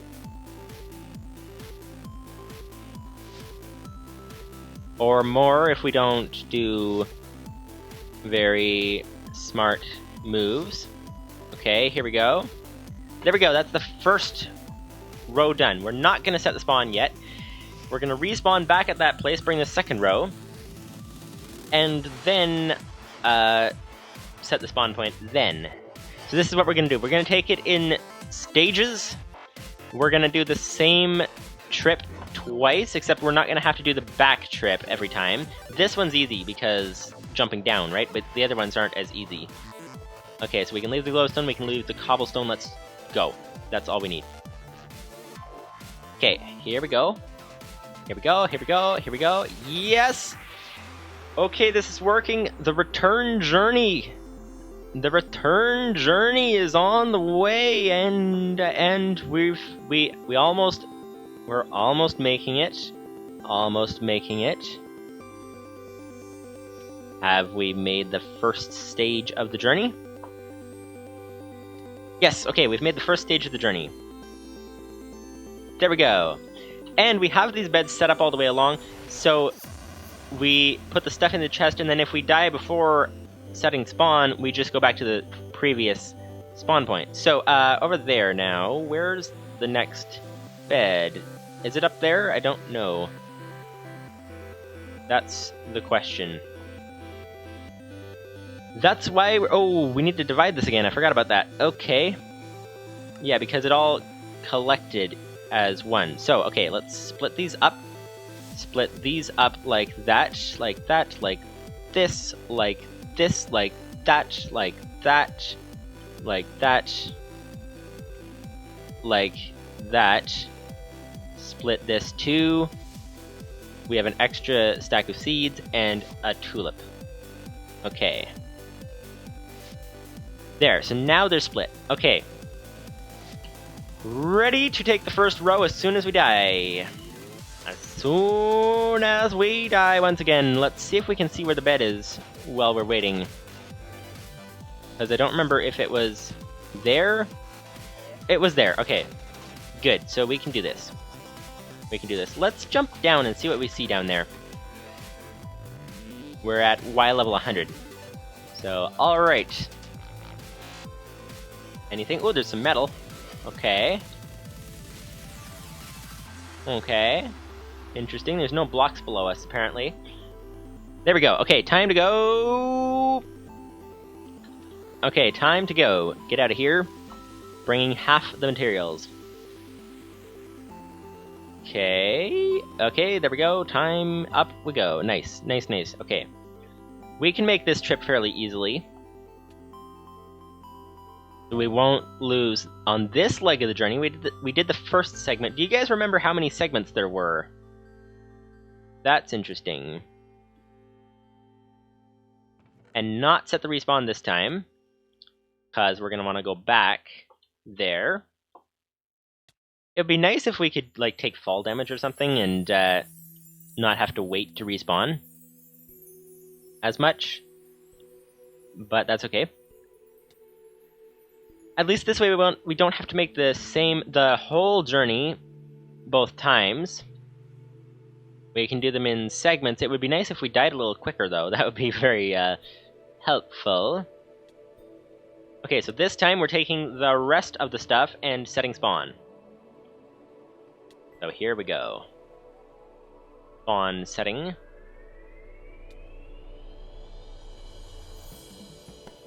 This is very dangerous for someone who is known for falling off of bridges in Bed Wars. So, let's see.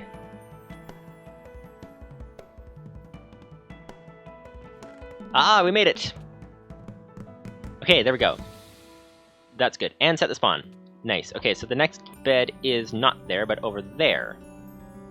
That general direction. Yeah, it's on top of that thing. So, okay. Whoa! I was jumping forward, apparently.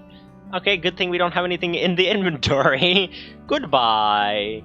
Asteroid, see you soon, actually. I'll be back. Don't worry, I'll be back fairly soon. There we go. Okay, respawn.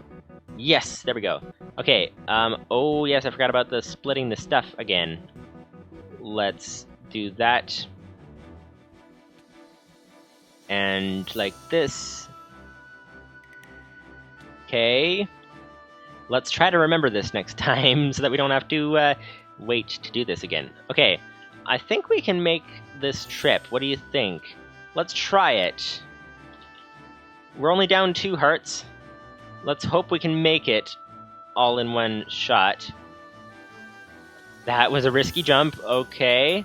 We're trying to get some momentum around these corners so that we can actually save time, but they are fairly risky jumps.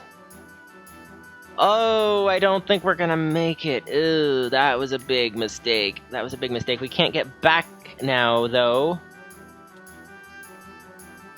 The best thing we can hope for is to get to the asteroid as quick as possible and have our items fall onto the asteroid. Okay, can we make it? There we go. We lost a bunch of things. Did we? Let's hope not. Let's see if how many of them landed on the asteroid. We should at least have... Okay, no. We should at least have the poppies. That's the main thing that we're going for. Let's see. Poppies and a pickaxe. And dandelions as well. So I tried to get to the rock there. Oh, if we dug inside the rock, then we could have saved more things more easily. So let's see if we can, let's see what we're missing. Let's see. Okay, we were here. There's a pickaxe. Did we lose everything? Did we lose everything? Where did it go? Okay, well, let's put it in the chest. Where did it go? Oh, there's asteroid rock and I'm dead. Okay, well, let's take the rest of this stuff while we're here, because the reason we died was because we tried the adventure of, we tried going when we actually... We didn't have enough time. We had already lost a bunch of health. So, let's try this again this time. Bring all the stuff, set our spawn, and then search for the stuff that we're missing, because we're down to only 1 stack of poppies if this doesn't work. So, if we can't find our stuff, so we'll see. We'll see, we'll see, we'll see. Hopefully it's all still here. Okay, okay. That would be asteroid rock. That'd be half a stack. That's good. What else do we have around here? It's amazing how far things fly. Oh, and did I not set the spawn? No, I didn't set the spawn. Okay, well, let's go back then. We lost half our stuff. Possibly. Let's do a little bit better scouting. Of course, it has been a fairly lengthy amount of time that it might have despawned in because we keep respawning and having to walk all the way back, or rather hop, I guess you could say. We're hopping all the way back. Actually, since we have nothing to lose by falling off the bridge, let's go diagonal because you go faster diagonal. Aha, there we go. This is actually working, imagine that. Okay, anything over here? I don't see anything over here. We need to set our spawn. There we go, set the spawn. Is there anything that floated up here? No, I think we lost an entire load of stuff. That is why we were doing it in 2 stages instead of 1. I thought we would have saved some stuff there, but apparently not. And there I go, jumping into the void to see if there's anything below. Nothing below except me. Okay, that's that. Let's get back up. We have to wait for the oxygen to go. Okay, so I think we lost an entire half load of stuff, so I guess we'll take the remaining stuff and split it in 2. And then see. So, the things that we saved were a pickaxe, and let's just check some more around here. We saved a pickaxe, and we saved some asteroid rock. Yay. Yay, that was amazing. Just exactly what we were afraid to lose. Yay, okay, that's not very good. Down here there's nothing. Okay then, so, that's not very good. That's all because we went a little too quickly. So, let's split this stuff again. That's that. That's that. We lost a lot of dirt that I was hoping to put in the thing at home to get a to be able to get the grass seeds more easily. What else are we missing? Oh, we're missing extra stacks of seeds. Okay, that's what it is. Okay, we respawned. Now we can take all of this. This is a very, very dangerous journey. If it's this difficult to get back home. Okay, let's hope we don't lose another half of our stuff, because that obviously wouldn't be very good. Not very good at all. Yeah, that's a very dangerous jump right there. Okay, there we go. That's 1/2 of our stuff. Well, I guess that raises the stakes of this trip. Alright, now let's not take that. That's the mistake we did last time. We didn't have full health, and we took some stuff. So let's not take that. And hopefully we make it back without any more major mistakes. And we can actually get back. That's the idea. There's nothing over here. Yeah, I think it would have despawned by now anyway if it were still there. So, okay, here we go.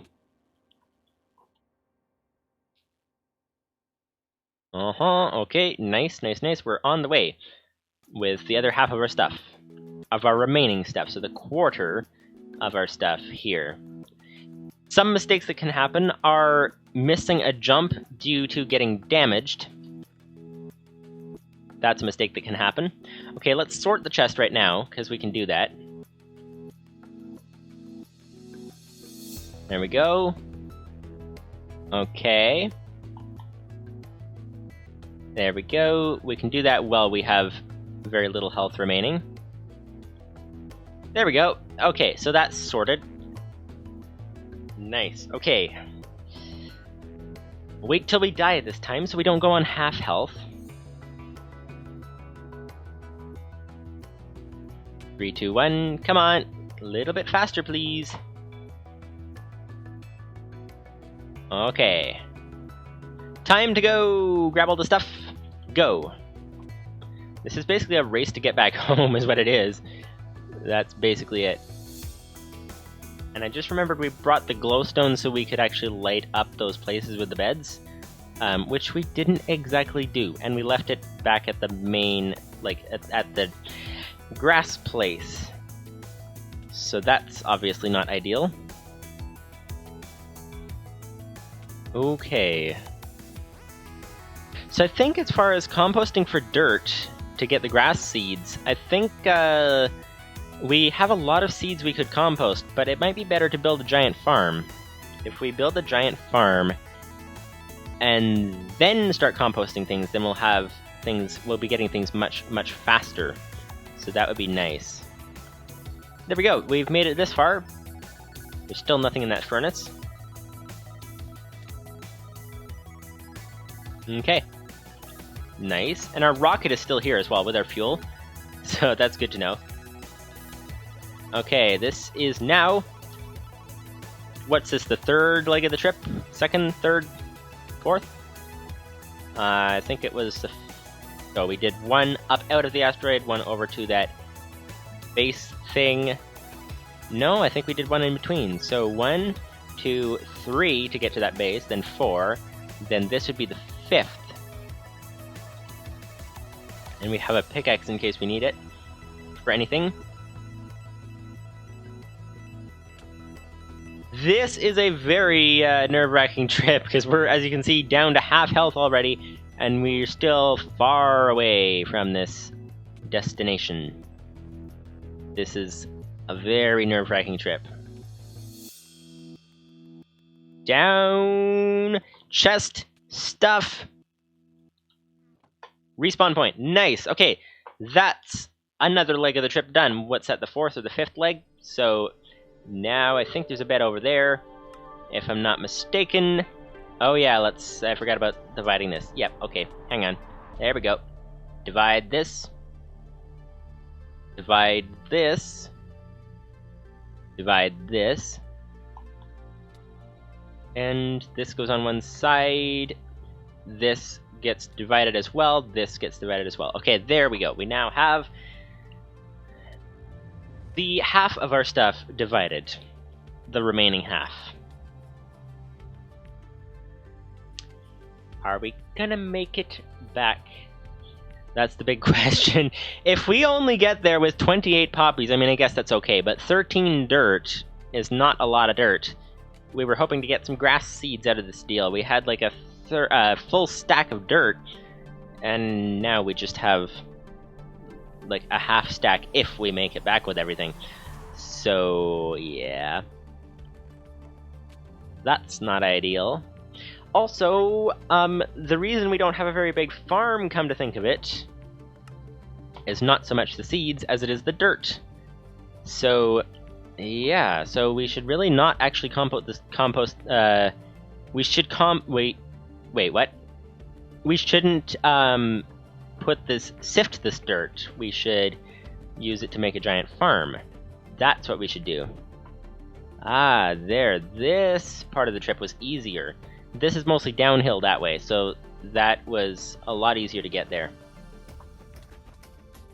Okay. Now, no point in going back, because we're gonna die anyways. Let's go ahead and see what we can see down below. That sounds like an idea. Any other... Oh, that's a ore. What about... Nothing much. Oh wow, there's loads of little asteroid things down here. Interesting. Interesting. Oh, there's the Earth. Hello! That's pretty far away. Okay.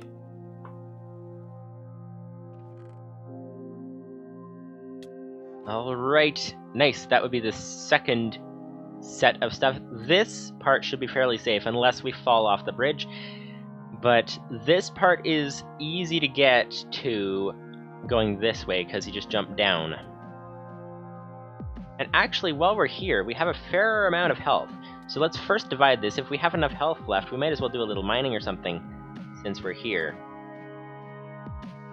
Poppies.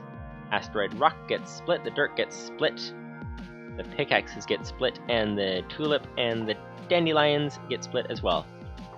Okay, there we go. let's search in the mine at least. I don't think we want to take our pickaxe with us because... Oh, we should really have left the pickaxe back at the other place. Actually, yeah, we can leave one of the pickaxes because they're not really... We can make infinite pickaxes back home, so we don't need to bring them.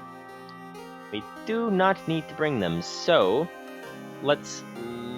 Oh, I didn't set the spawn. Okay, well then, we're gonna have a lot of health left over this time. Okay, let's set the spawn this time. And we'll take one pickaxe because we might need one for the journey. But we'll leave the other one. So we'll leave this one. So actually, let's use it then. Let's use it for mining since we have some extra time. Let's see what we can find in the mine. Let's actually go down this way. That's actually a hole right through to the void. So let's not go down there, let's go down here. Okay.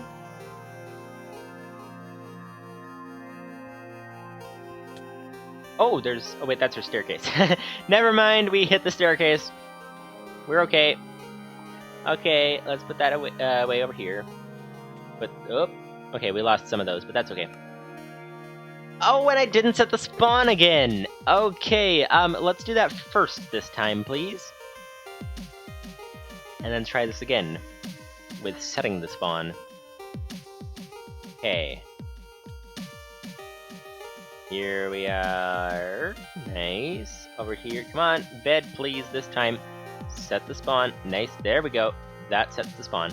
Now, we can put these extra asteroid rocks in here. And we can go mining because we can. Let's go over here then. Let's just poke a hole down in this thing and see. Okay. Nothing particularly helpful, but we did set the spawn this time, so that's good. Is that our staircase again? Or is that a cave? Wait, is this a cave? I'm confused. Is this a place we mined, or is that a cave? Well, since we're here, let's check this out. That's weird.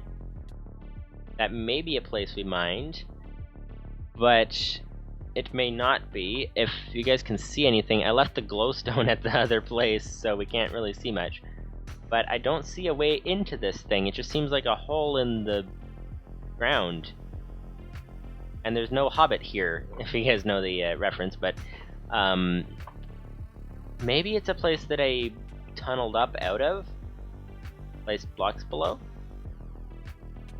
Yeah, there seems to be no way in or out of this thing, which is weird. Okay, let's get out of here. That's weird. Are there caves on asteroids? That's a question. Okay. That would be that, that would be that. We are good to go on the next time we respawn. Okay, let's head back. This is the difficult part of the journey, because this part is where we have to parkour up that asteroid while taking damage. So, yeah, so let's see how that goes. We're gonna parkour up an asteroid while taking damage, which knocks into your parkour, while we're trying not to lose valuable materials. So, yeah, let's see how this goes, and let's actually fill that in so we don't have that problem we just had again. But, okay. Whoa! No, I took damage. I went down. No, okay, can we make it? This is a very difficult one. Okay, this is... There we go. We made it. Okay. Okay, that was progress. That was progress. That was good. That was good. That was progress. That was good. Nice. Okay. Let's be ready for this as well. And here we go. Nice. Respawn. And where's our chest? There it is. Okay, so we need to set the spawn this time. Remember to set the spawn, and let's leave the pickaxe here because We don't need an extra pickaxe. We might need it out on the field, though, right here. Might need it on the field, so we're gonna leave it on the field, and we're gonna go back just like this. Alright. Our inventory looks very empty for some reason. Not sure why. Well, it's a good thing we took that extra time with the bone meal, because we would have lost half of what we had gotten, which wouldn't have been very good. So we lost half of a larger number instead of losing half of a smaller number, so that's good. And seeds, 2 stacks of seeds, there we go. This is looking good, nice. Okay, we can go with that now. Oh, did I set the spawn? Okay, there we go. Just in case, might have forgotten. Okay, time for the next leg of the trip. So far we've only lost half our stuff, which is good. That's very good. So this is obviously a much longer pathway. The bed's not even rendered in. So we'll see if we can make this, which should be doable. But the question is actually, when we get back to the base, is getting everything inside, because that can be a little difficult, getting in and out of the base. Well, especially getting out. Getting in's not too bad.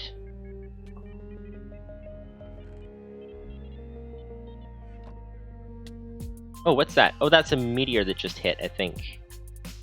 Let's see, since we have extra health.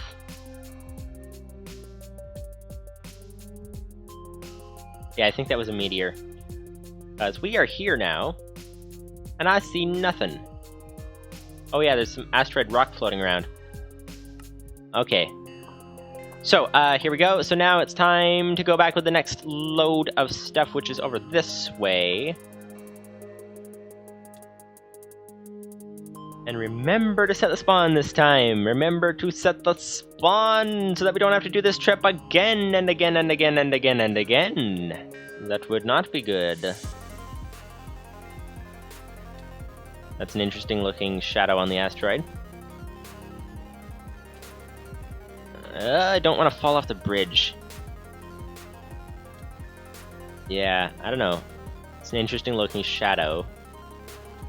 You always gotta keep your eyes out for anything odd looking around here. Set the spawn, and now divide the stuff. So that would be like that, like that, like that, like that, like that. And there we go. Okay. We're good to go. Nice. Okay, which way are we going? We're going back that way. Okay, let's not head the wrong way, because we're going to lose a lot of health if we do that. But we're going back this way to the base.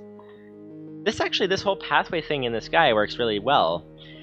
If we could only set up, if only we could set up trains on this, that would be very, very, very nice indeed. If they even work in space. The electric ones might, I don't know about the others. Oh, we can see the base. That looks very, very nice, actually. That, whoa! I almost fell off. Oh no. I did fall off. I should have brought a pickaxe. Okay, well let's, in the remaining time, okay, let's build this up. Okay, this is gonna be a bit treacherous of a place to get back. Okay, so we're safe in here. Let's plan this. We're down on an asteroid here. We need a way to get up. I think we need to bring the pickaxe and some blocks. We're gonna need a way to get up. Well then, curiosity killed the cat, and it didn't do a lot of good for the peculiar pine tree either. So that asteroid down there, I believe, is where we landed. So we're gonna need to find a way to get up. Or get over. Let's go down and grab all our stuff to start with. Whoops, jumped off of an asteroid. That was not very good. Can we make it up there? How high is that? That's the first question. Let's head down in here. Let's reset the counter on the respawning. Oh, wait a minute. If I close this up, then the pickaxe will be down inside. So let's drop the pickaxe, head down, plug this up. Okay. Yeah, this is not a good situation at all. So we're gonna... Let's find out how high this bridge is. Do we have enough blocks to get back up to the bridge? We need to be very, very careful, because we need to close the roof when we die so we don't lose our stuff, but if we lock the pickaxe inside there, then we're basically stuck. So, okay, this bridge is at Y level 125, and down here is level what? We need an extra, so we're at 85. So where's the pickaxe? There's the pickaxe, okay. Let's dig through. And then let's do some math. So drop that, and head down here. Okay, so we've reset the counter. So, 125 down to 85. We have a stack of blocks. Okay, respawn, pause. So, 125 minus, nope, not divided by, 125 minus 85. 40. Oh, we can make it back up.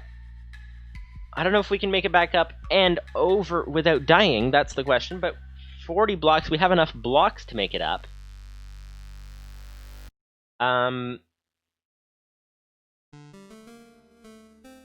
Yeah, okay. So we have enough blocks to make it up. But how far is it from the exit? We'll need to check that. Okay, so we're here.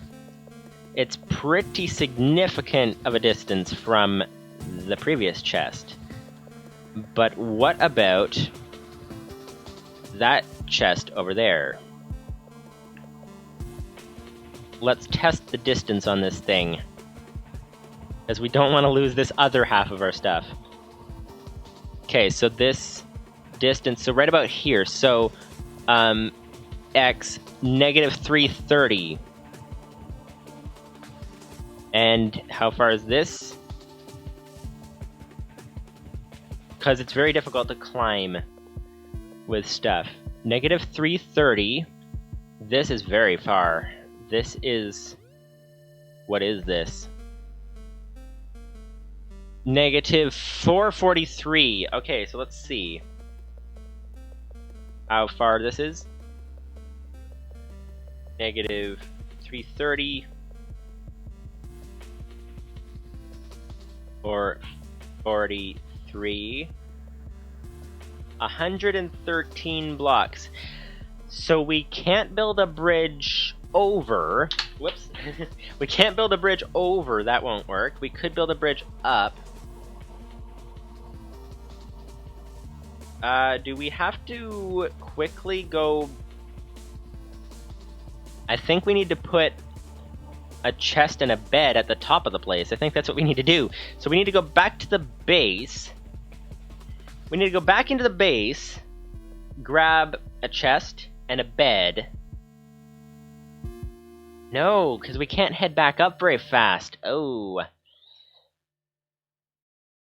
Well, why don't we grab this chest and bed? That might work.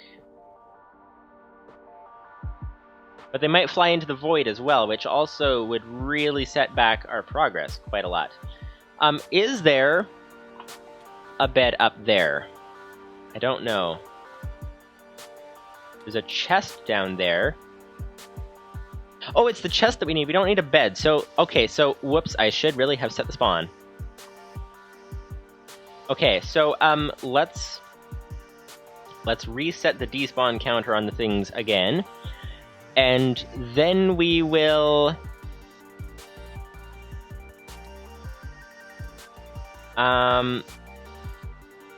Because my concern is that we're not going to have enough time to get anywhere.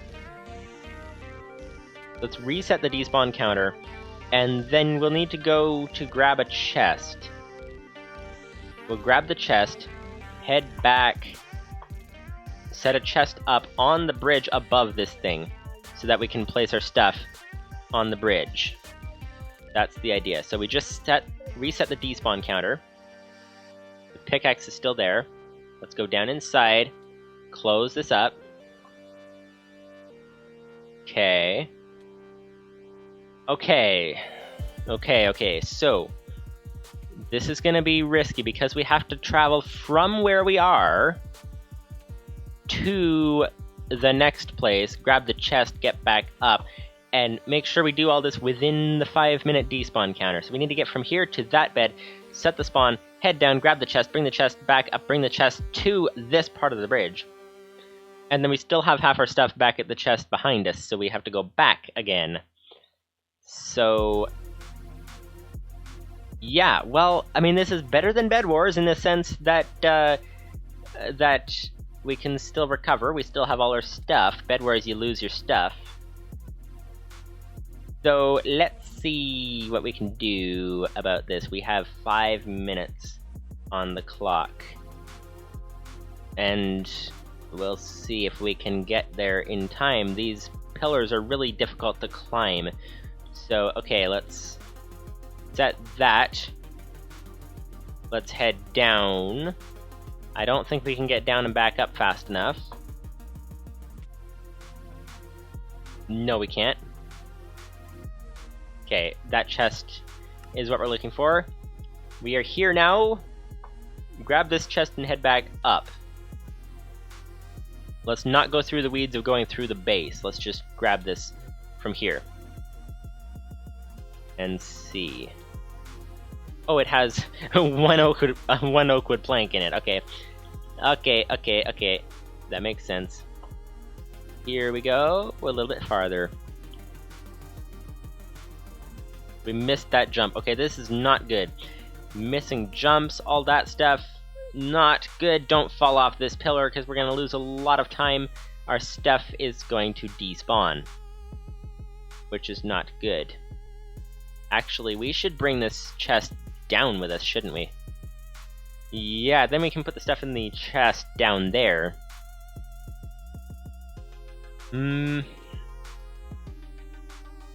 Yeah, that's good. So we don't have to worry about climbing first.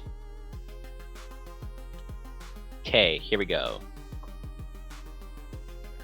Chest. Nice. Okay. Time to go. Okay, so we're trying to make it down to that thing. Place the chest, put our items in it, build the bridge up, then go down, break the chest, take the chest with us because things are hard to climb up when you're taking damage. So take the chest with us up to the top here and place the stuff down, and then continue the other leg of the journey afterwards. That is the trick. So, down here, this would be a place for a chest. Wait, how long did we take? Where's our pickaxe? Did I lose the pickaxe? No. Did I throw it off the edge or did it despawn? Let's see. Hopefully I just threw it off the edge.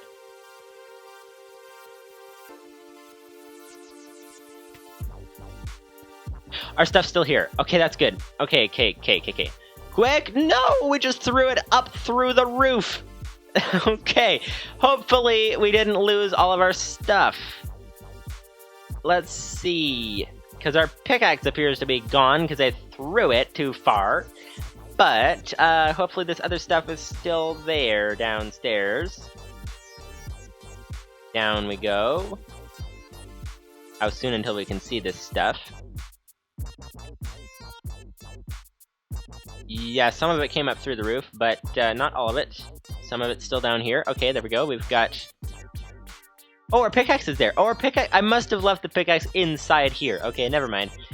We're fine. We're fine. Okay, so now that we're fine, now we can get up here. So this is a good first pillar. So let's grab some asteroid rocks and build this up. There we go. There we go. We can't really afford to lose many of these things either. So that's kind of a concern. And of course, being way over here, it takes time to get back to this little asteroid over here. Although I think it's closer from this direction than the other way, because the other way I don't think we could even see the asteroid, if you happen to remember. I don't think. So yeah, I think we're closer from this way. Alright. So our stuff's in the chest, so that's good. So it won't despawn anymore. It's just a question of getting in and out. And getting through fast enough. Okay, here we go.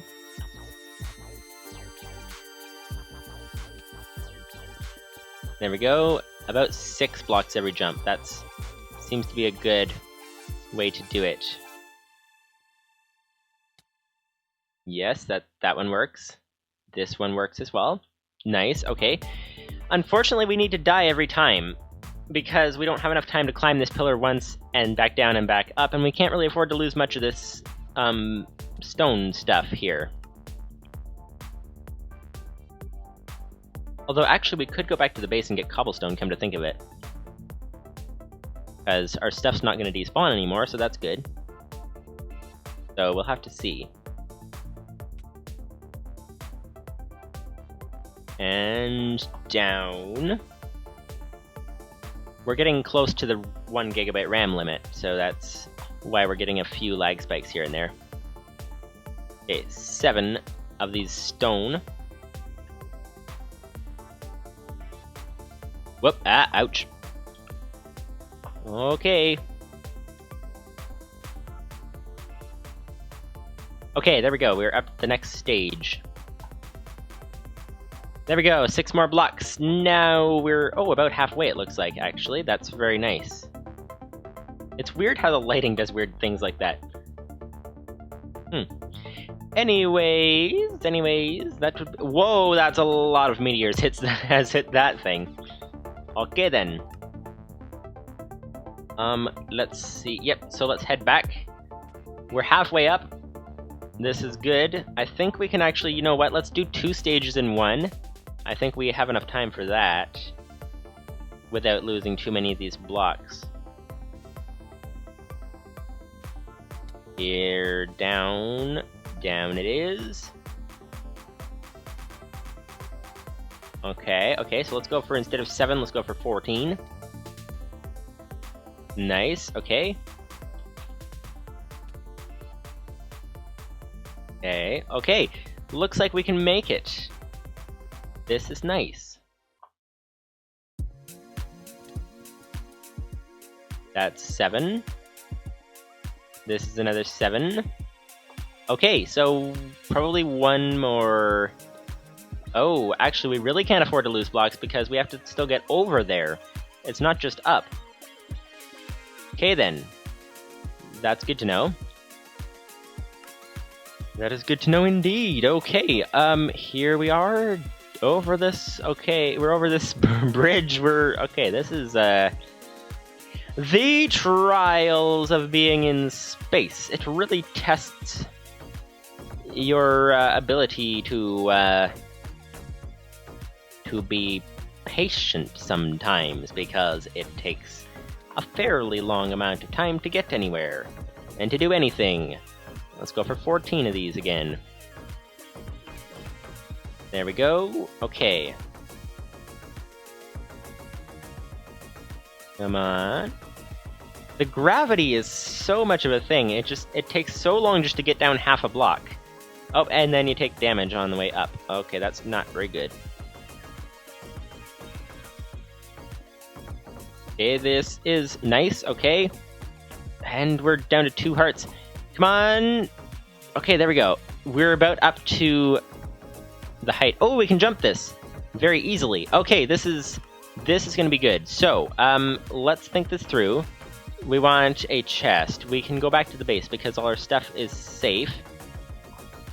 So let's go back to the chest, back to the base, grab a chest, and put the chest in there on the top of the bridge, because it takes a long time to climb anything. So, okay. tree farm has been working without us. Well, except for the one that ran out, with the both of them that ran out of fuel, I think. I thought it was supposed to use saplings, though. There's 10 saplings inside it. Anyway, oh, maybe it doesn't use the saplings until it settles down or something. That could be.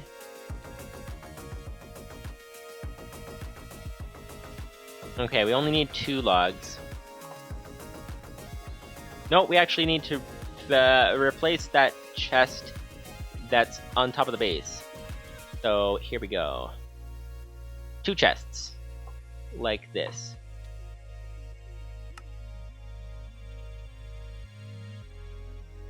Okay, so this is actually coming along. We're making it. We still have to go back 1 stage to get the other half of our stuff and hopefully not fall in the void this time.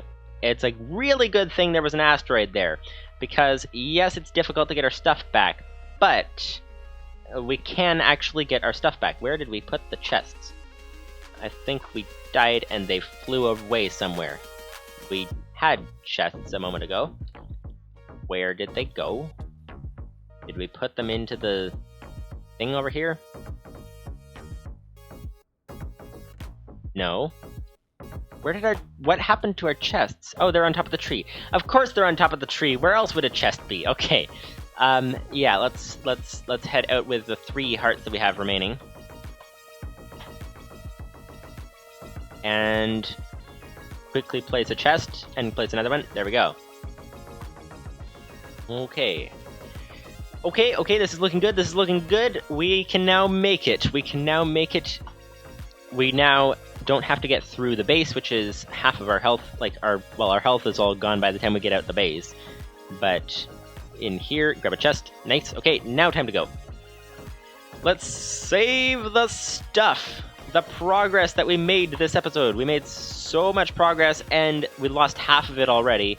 And we want to save the other quarter so that we don't lose 3/4 of our progress. We want to, keep it to half. 50% odds is pretty good. Fairly good, I guess you could say. There we go. Now, we're good to go. Let's do 2 things at once, I think. Let's...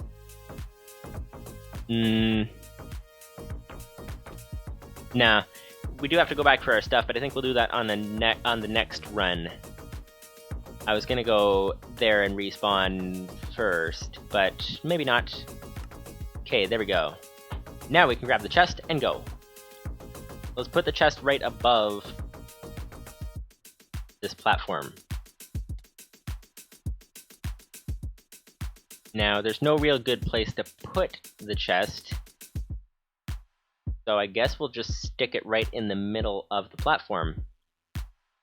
That sounds like an idea. There we go. Okay, and down.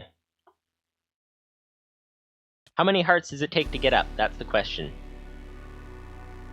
It takes... We're at 6 hearts.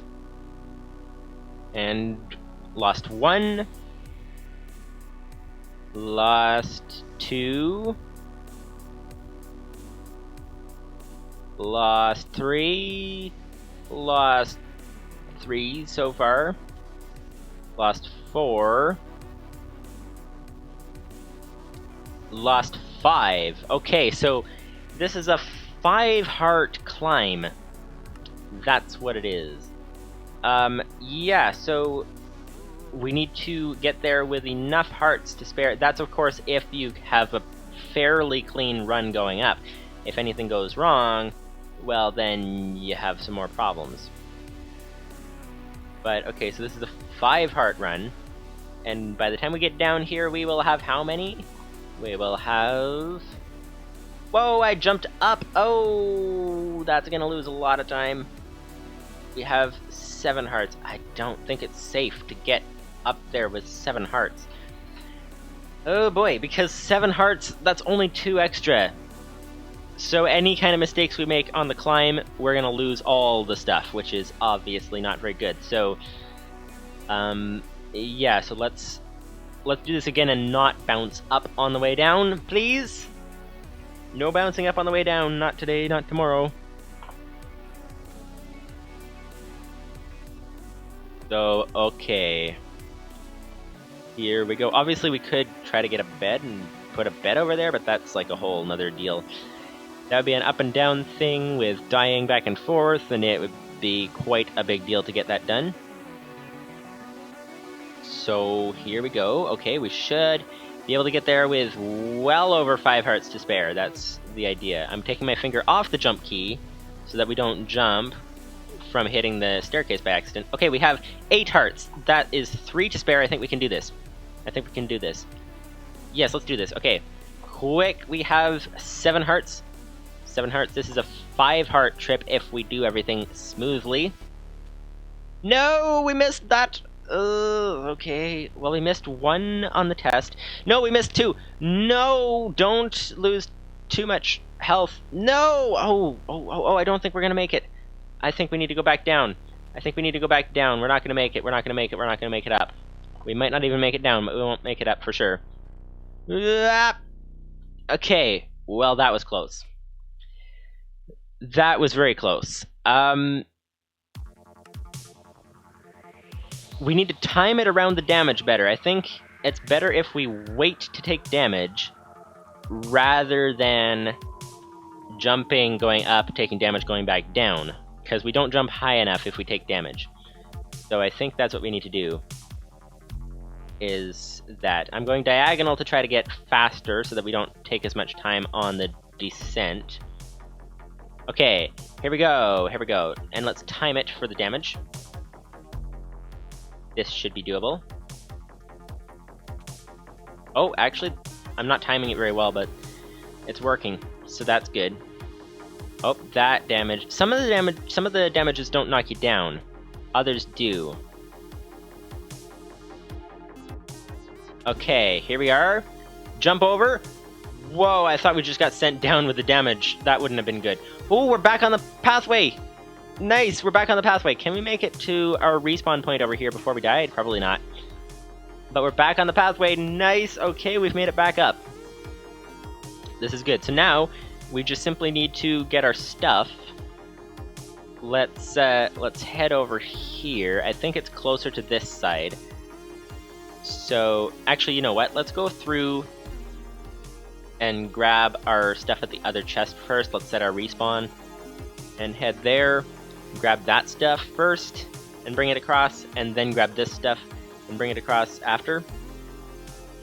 So then we have our 2 quarters of our stuff will be at the base, which is good. So far so good. We almost lost it again on the way up, but we didn't. So that's good. So, alright, here we are. Respawn point. Nice. Okay, respawn point set. That's good. We might as well just hop over here because why not? We have nothing to lose at the moment. And there's nothing interesting over here, so never mind. Okay. We're here. Grab the stuff. Go. This time we'll hopefully make it all the way and not die. All the way home, or to the next stage with this, and then head back the half stage to there to grab the stuff at the next chest. That's the idea. Okay. The weird thing is when you zoom in like this, it doesn't really look like you're moving. It looks like you're, hardly moving at all. Okay. But we're actually moving fairly quickly, but as far as compared to where we have to go, it's not very good. There we go. Okay, we've got some stuff in this chest here. That's nice. Now I think we're closer. I think if we set the respawn point here, we're closer to the chest from here, I think, so we'll be okay if we respawn from here. Respawn. Nice. Okay, time to go.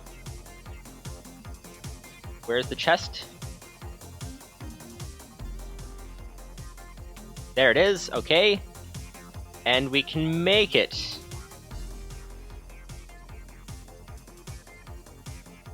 Yes, okay, we can make it back. We can make it back, no problem. Here we are, finally. Good thing we had a pickaxe with us, because that would have been a complete disaster if we didn't have a pickaxe. But, okay. This is looking good. Let's see if we can keep the crosshair on the chest the whole time. This is actually very difficult when you get closer. Never mind. Chest. Items. Nice. Okay. Split the stacks.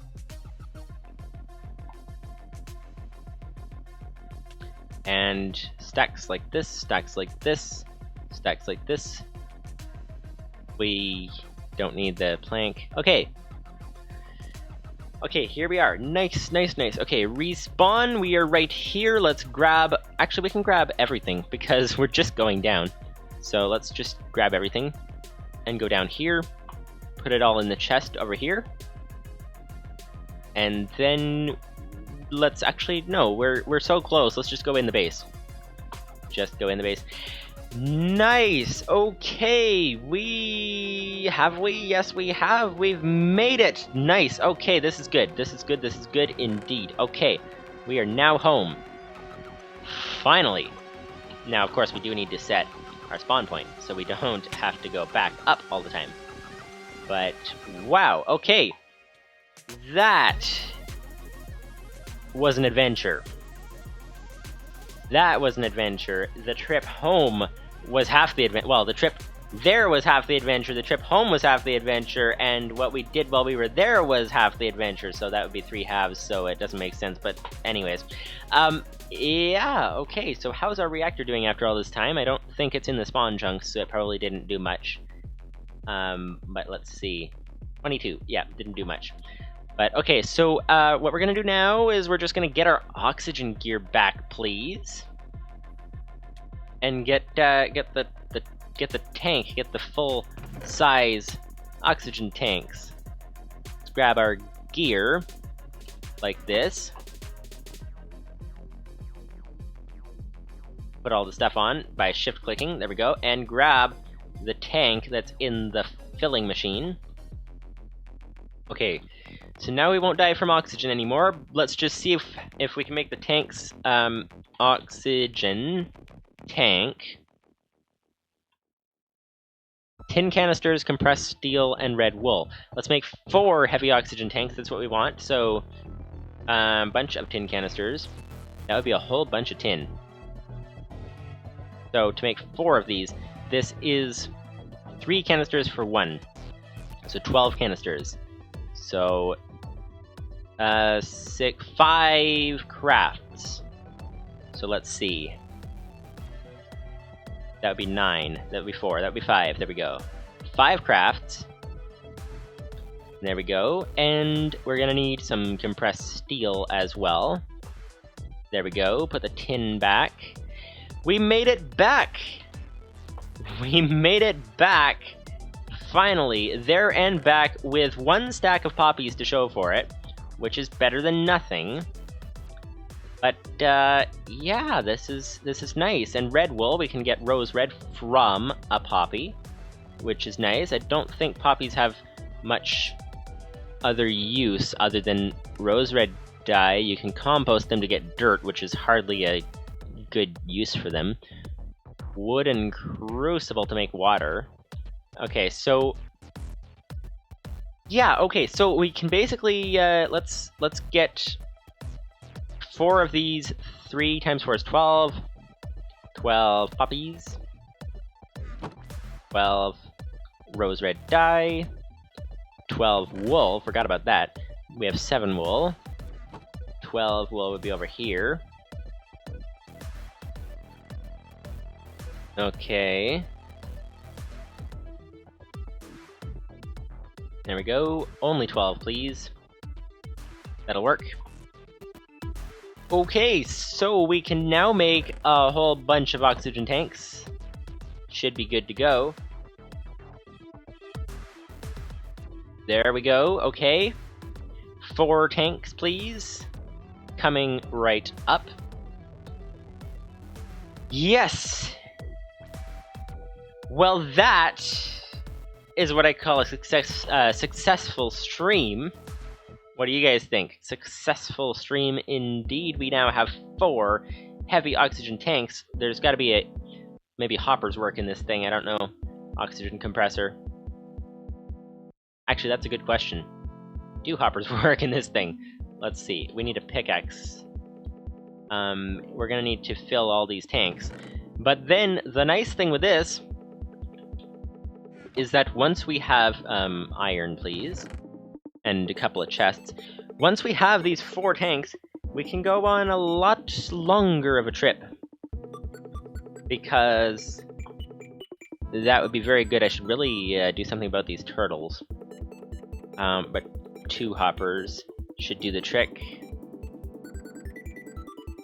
So, like this. Yeah, we can go on much longer of a trip because we can go until our 2 tanks run out, and then we have 2 more that we can just throw on for the return journey. That would work very nicely. So, here we go. 2 hoppers, let's see if these work. Okay. Head down here. Okay, 2 hoppers. Let's see. 1 there. There is a tank in there right now. Let's angle it so that we can put a chest beside it after. So put this down there.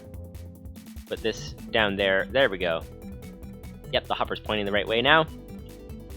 That we'll want in the future. Okay. Oh, nice! So it took the tank out. So can we actually put... And it went... Oh, nice! Okay! So we can actually fill tanks in a queue. Oh, this is nice. This is nice. This is nice. So we can fill our heavy tanks. Okay. Okay, this is looking very nice indeed. Very nice indeed. And we have extra iron here for some reason. Let's put it in the iron chest. That would go here. Okay, so let's just grab a chest while we're here. But nice. We finally have...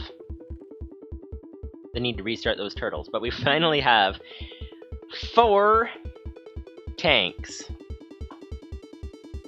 Let's craft on the way. There we go. Okay, almost made it without slowing down. Okay, finally have 4 oxygen tanks. We can do a lot with these things. That's going to be good. We're going to have a lot longer range of travel as well. It's going to be really, really nice. And they auto-fill, so we can fill all of them at once. Yes, this is very, very nice indeed. So let's, I guess we'll leave them there for now. And they're coming into the chest. Nice, this is looking good. Okay, well, hopefully, hopefully I need to actually restart this machine. But hopefully you guys enjoyed this live stream. We made it way out there. And, whoops, this machine is running. Wait, what's going on? How is the cobbled gen, what? Required peripheral detached? Huh? Wait, did our base get hit with a meteor while we were gone? That's the only way I can think. Well, not the only way, aside from a glitch, but chest 1. Did our base get hit with a meteor? I'm always concerned about that happening. It can knock out our computers. Okay, it's this way. No, it didn't get hit with a meteor. I believe this is chest 1. Could it be? Oh, you know what it could be is that we went out of range and it unloaded one chunk first. Let's see, is it F9? Yeah. Okay, so it unloaded this chunk first and it's in a different chunk, so it conked out the computer. That's what happened. Well, that's a thing that would be fixed upon world restart, though. So that would be okay. Yeah, so it should be bringing the cobble in here fairly soon. Theoretically. Did any of these things have the same issue? It doesn't look like it. So they are in 2 different chunks. But it looks like nothing else had the same issue, which is interesting. Interesting indeed, interesting indeed. This has still not started, which is a little weird. Oh, there we go. Now it goes. It has quite a delay on starting, apparently. But, yeah. Okay, nice. Nice, so it's back up and running. Our cobble gen got conked out. We really need to move that cobble gen over to here. So, yeah, that's the idea for the future. So we now have some oxygen, which is very nice. Thanks to that big detour going way out there. So, hopefully you guys enjoyed this, and if I do any AFKing, I don't think we have much that needs AFKing right now, but if I do any AFKing, I will try to remember not to put on the oxygen tank, and hopefully we will survive, and not have to do that all over again, although we do have 44 poppies still, so that counts for something. And dandelions as well, which is nice. Oh yeah, I forgot about the whole thing. So next time, need to put this thing on. Next time we're gonna be doing some things. We're gonna be hopefully, I don't know. We could expand our wheat farm. We could work on the machine again. We could try to get some grass going here so that we don't have to go that gigantic trip again. But you never know, actually, with enough oxygen, because we have 4 tanks now, we might be able to get places very quickly. Although we do need food, so we might get a massive farm going, or we might do some balancing this machine and getting it better or something. I'm not sure exactly, but we have oxygen, and if I die off camera, I will try to not hold the oxygen gear while I'm doing that. It's very misleading because you're here, and you never know when your panels are going to get conked out by a meteor or something, and you're going to lose everything, so that's not good. Anyways, we'll hope that everything goes according to plan. Next time, either expanding the wheat farm, and probably make a giant wheat farm first, and then compost some of it. That's probably the most efficient way to do it, so possibly do that, possibly work on the machine some more instead. We'll have to see. But anyways, hopefully you guys enjoyed this live stream, and see you guys later.